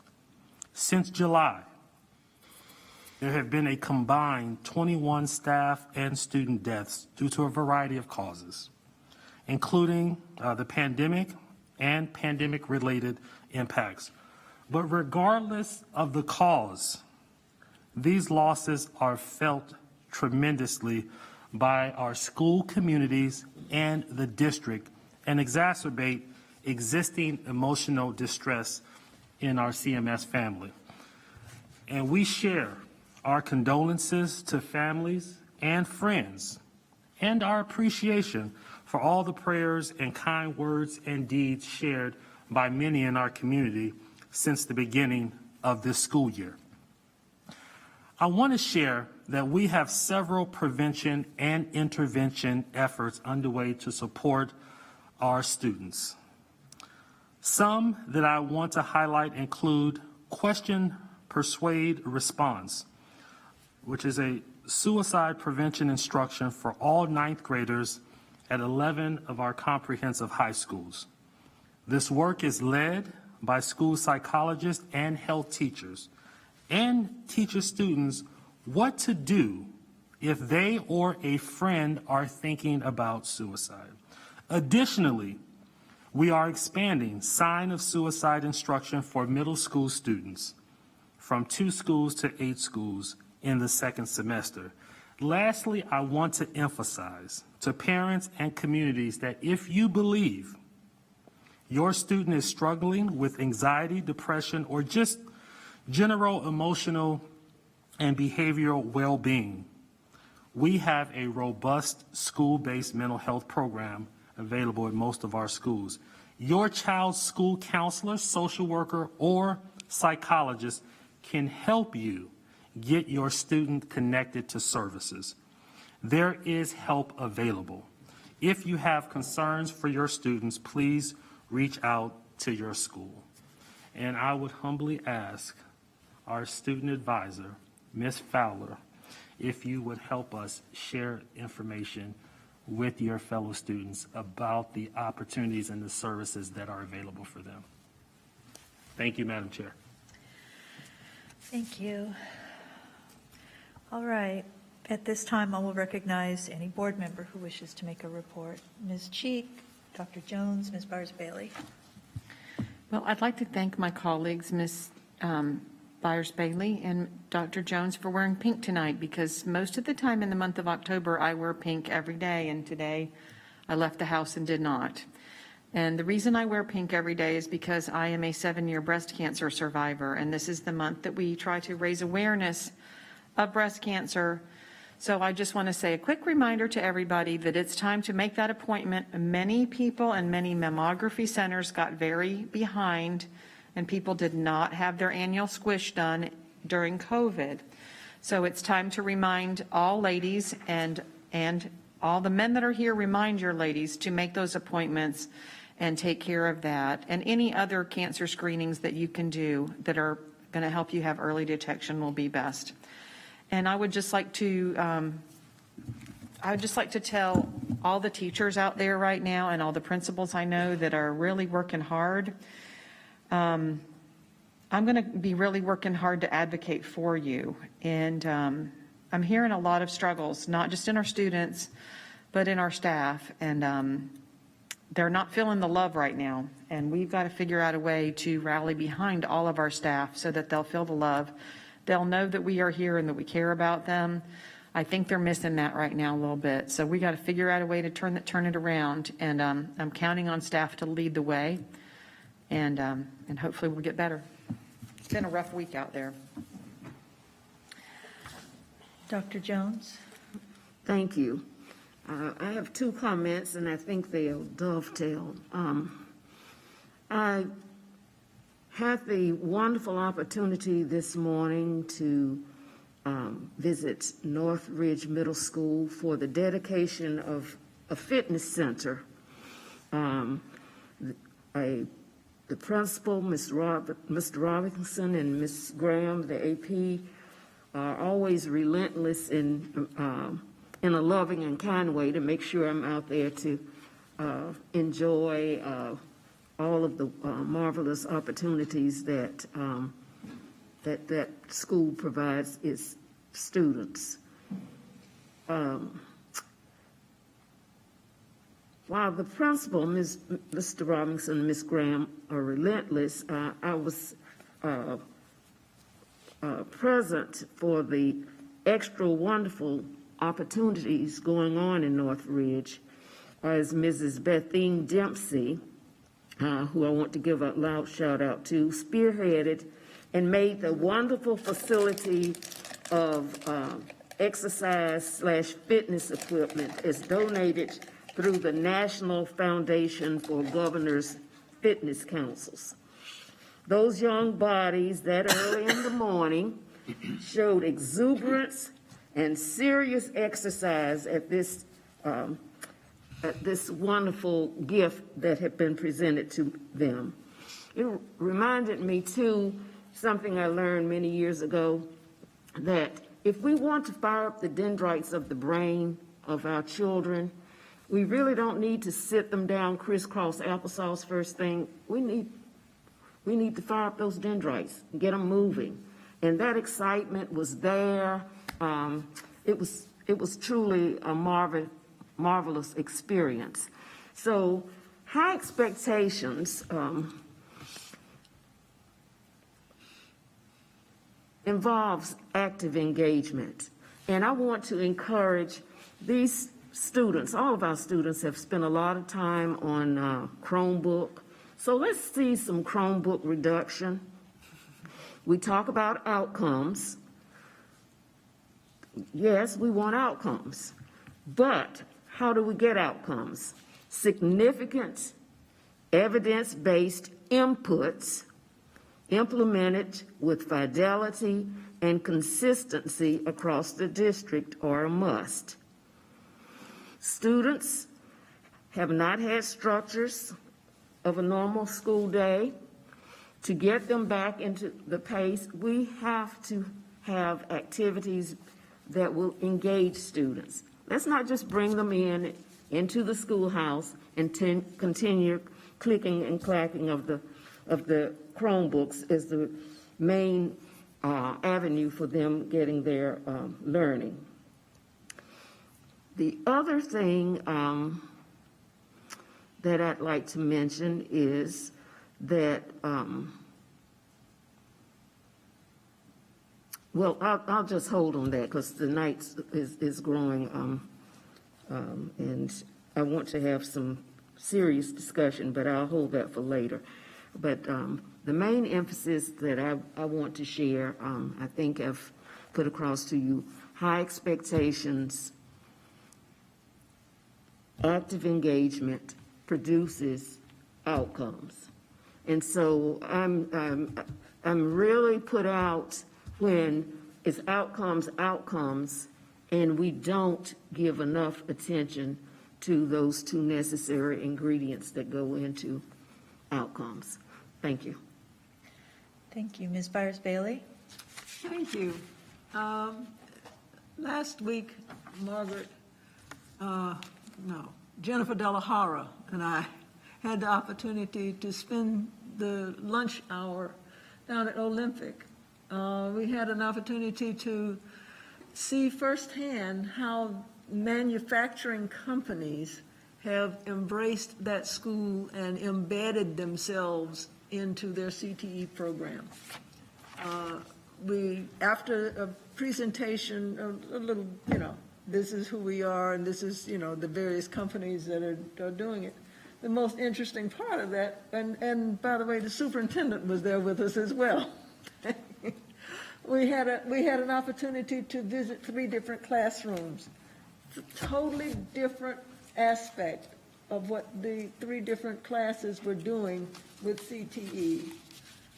But the students were absolutely completely engaged, totally enthralled, excited about what they were learning, excited about what they had accomplished, what they had produced.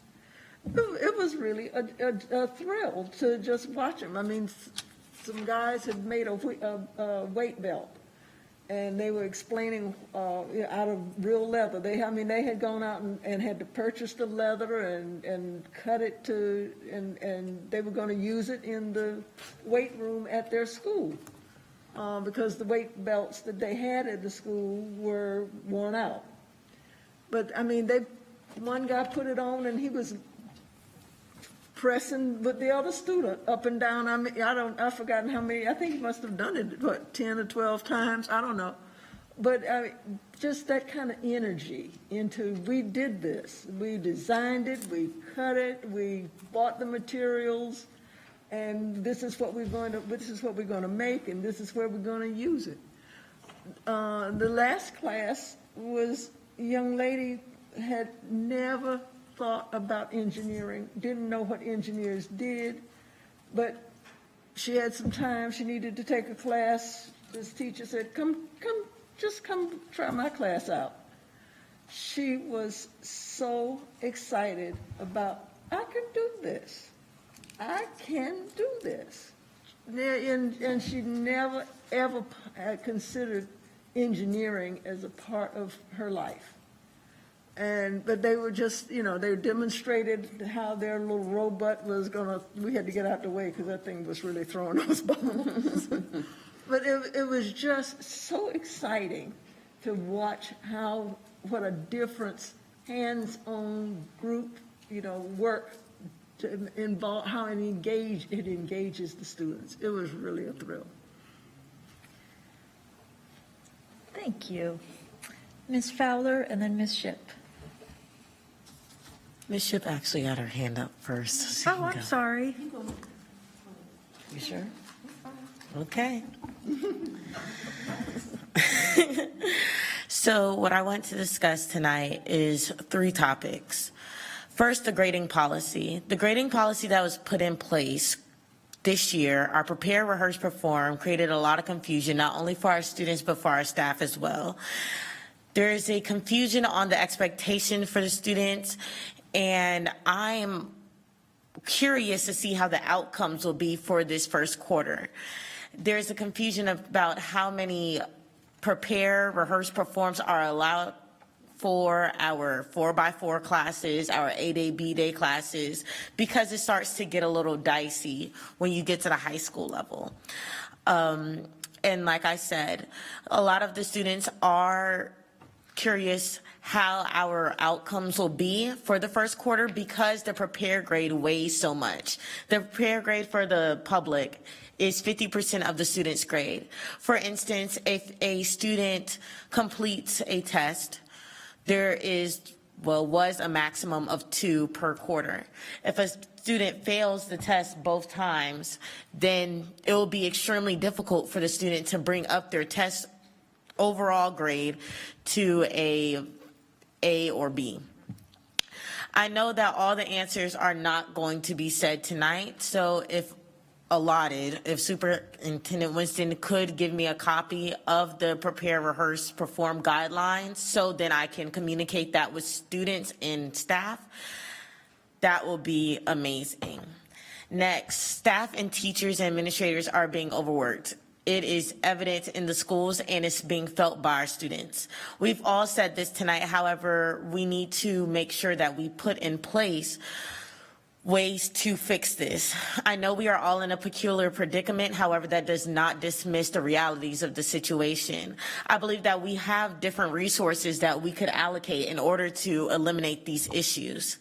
Next, school safety behavior has been an extremely pressing matter, especially at North Mecklenburg High School. However, I do not believe over-policing is the answer. It often leads to the opposite of our goal. It can lead to microaggressions plus several conflicts due to our high-tension areas.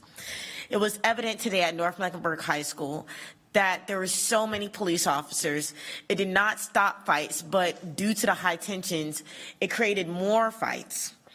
I would be remiss if I did not acknowledge the astronomical suspension rates that are currently in our district. I will also be interested to see the mental health check-ins, grades, and suspension rates that are going to happen this quarter, because we've also said that the behavior has been such a pressing matter. So if we see that the behavior is such a terrible issue, what alternatives are we going to be giving besides over policing? So those are my main 3 things, which was our staff being overworked, school safety and behavior, and our grading policy. Thank you. Ms. Shipp. Wow, what do I say behind that? That's good to hear, because that's exactly what we need to hear. What's going on at the schoolhouse door And I just want to say that I know that principals, and this is the month of recognizing principals, are working hard. Staffs are working hard, and we must continue to support them. And we must move with the cheese. That is a hard one. Who moved my cheese? How do I move with the cheese? And continue to do that. And teaching to the whole child, which is what you were alluding to. How do we continue to do that?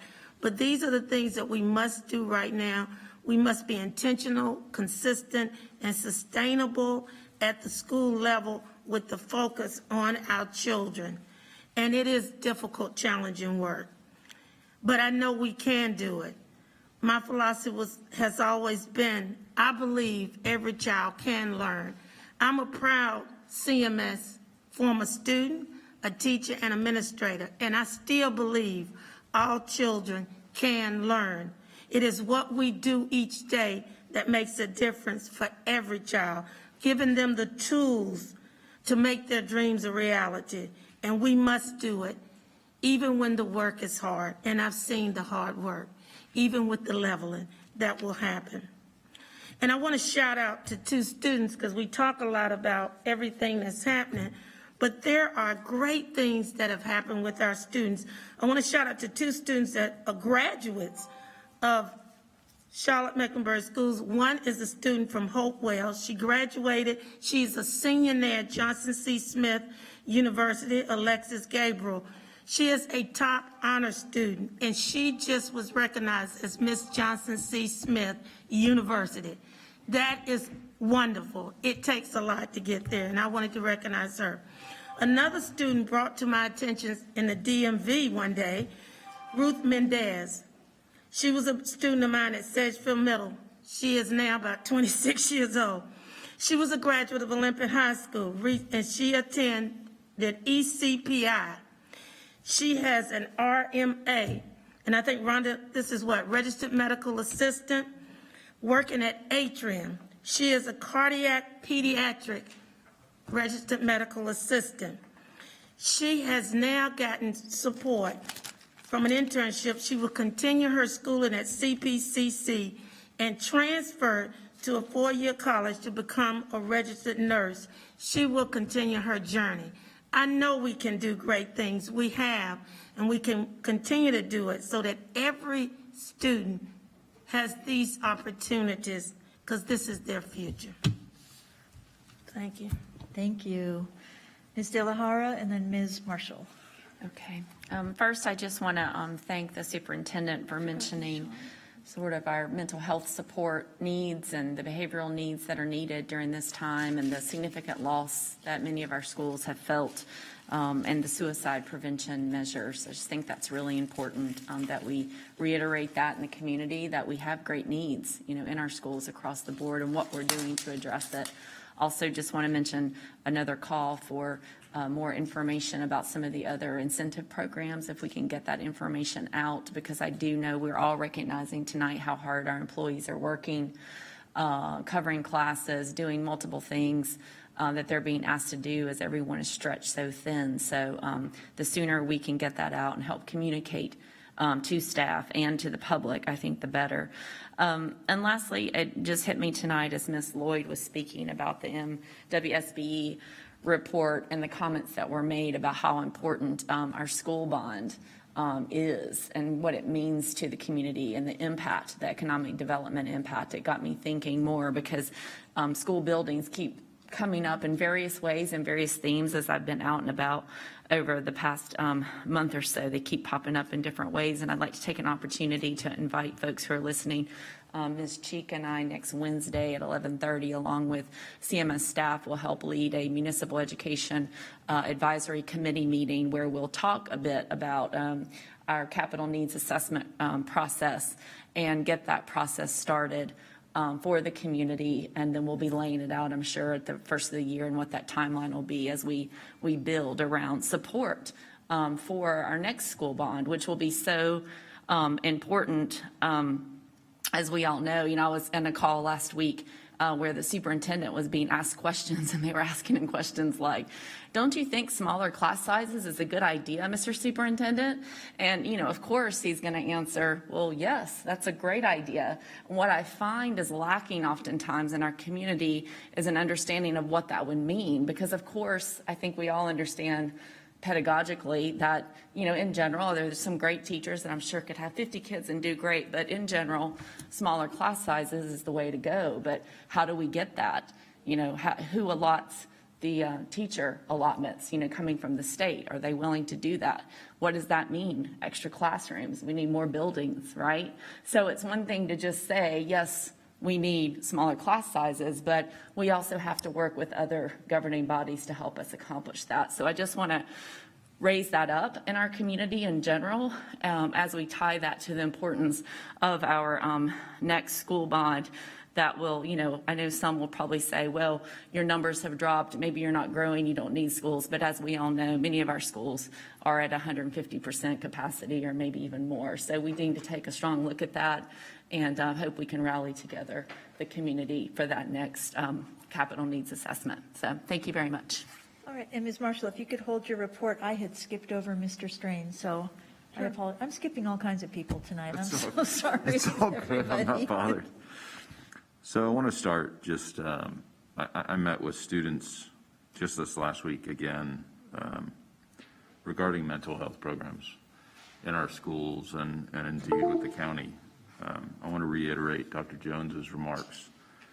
We've got to work to reduce our stress levels in our schools and our classrooms with our kids, and better support our youth, but continue to maintain high expectations. We also need to look at both our staff and our students, and I would just ask both our staff and students, be there for one another. I mean, it's the best thing that you can do anytime, and particularly now. Moving to a second point, since we last met, I've lost 2 friends and almost lost another to this terrible disease. And I wish they had made better decisions. I wish they had made different decisions. I've called for mandatory staff vaccinations to protect our staff and their ability to continue to serve, and more broadly, our community. So please, the vaccination is the best tool to protect yourselves and frankly, to get to returning to some semblance of normalcy. So consider protecting yourselves by speaking to your physician about the facts, the risk-benefit of the COVID vaccination. We had 3 speakers tonight, and we spent no board time talking about our core mission. Very similar to the remarks I made a month ago when we sat here and had board remarks. We didn't spend any time there either. We really need to get back there. We need to get there.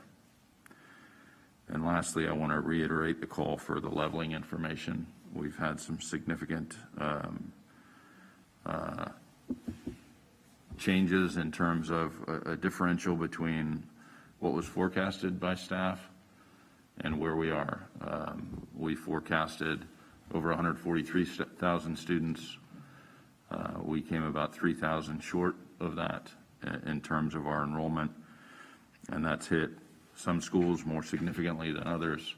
We need to understand what that leveling information looks like, how those decisions were made.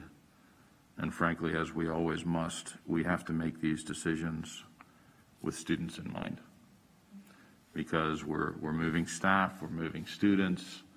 Again, there's a lot of movement there, and some of it obviously is very important and necessary. But let's think very carefully before we pull the trigger on, that the spreadsheet says, so we must, move a teacher because there's 4 students differential. Thank you. Thank you. Ms. Marshall. I think that most of us read a number of articles that talk about the high stress level right now, and I think especially for our staff, nobody really has had much of a break. It's been from one large pivot, and I know we don't like to use that word anymore because that's just, it's hard for everybody to think about pivoting all the time, but that's what's happened to another, to all the changes that were last year, to standing up a huge school system in the middle of the summer, to preparing for a new year that frankly didn't roll out the way we'd all wanted it to, because we wanted to be out of COVID and we're not. And so our community, I hear from business leaders, I hear from community members, everybody wants to put their pedal down on the gas and let's just go fast, because we have a lot of things to do with our students. And our students want to do that too, but then there's a balance between the mental health issues that we have, the academic needs that we have, and the ability of our systems to deliver all that. So I want to speak to that just real quickly in terms of some of the things that I know are coming, and I heard that from staff today. I certainly have been getting emails about that, and it is, and frankly, as a longtime person in this community, I've watched this leveling process play out before in the schools where my children have been, and it's no fun. Nobody wants to be in this situation, and I want to minimize that where we can. So I know we're looking at that and thinking about that. But I want to say that in terms of staff support, because I think that's so directly tied to student outcomes, and unfortunately that's kind of where we are right now.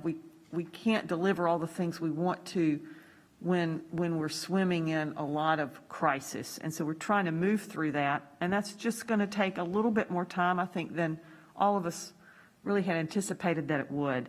So when we think about that, I think for me, I've got 3 areas that I really want to speak to tonight. I know we're working on some things. Substitutes is a huge issue, and that is something that we can have lots of folks on the system, but if they don't pick up the jobs, then this doesn't happen. So I just really would encourage our community, if you want to help our schools and our students, please pick up if you are in that system. If you have some time, this is an opportunity. There are incentives that are there. There are incentives that are going to come out that I think would be financially rewarding for folks. We even have some permanent substitute positions that we've advertised now. I saw them on the website. So we've got some really great opportunities for folks who want, if you want to temporarily get in and do something, we need you. And I think it will be just a wonderful thing for all our staff. And there's going to be more information on all the things that we're doing to get substitutes. Happy to say that volunteers can come back in our buildings. I think that's gone out, communication last week. So we know we have a lot of folks that help with lunchroom duty and things that you may do on a very temporary basis. I know many parents do that at their own schools. Please think about doing it at other schools that may need your help, because that's so important for our students. The other thing is COVID support. So I know we've had a number of speakers talking about the time that their staff spends in contact tracing, or the concern that they're not doing enough. So a partnership with the county that I think we can't say yay enough for is that the aim is to put one person in every school that helps with testing and COVID support. But just like school nurses, if people don't apply for those jobs, they don't get placed.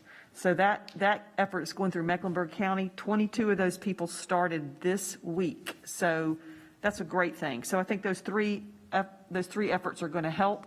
I wish I could switch on the light right now and make it all happen fast, but I can't. Part of that is the ARP funding that we have, and I know we've had other speakers that talk about where is this money, where are you spending it? And so we've come up with some plans. Those plans are now in process, more to come, and I would encourage us to figure out again how we're going to communicate that a little bit better, because there are things there that the community can already engage with. I believe some things will be announced this week that will be really helpful for the community to engage with us in. So I'm excited about this. Again, we want to plan well, make it sustainable, make it accomplish our goals, but it takes a little more time than I think we all wanted to give it. But we're here, and we're here for the work. Thank you, Ms. Sawyer. Thank you.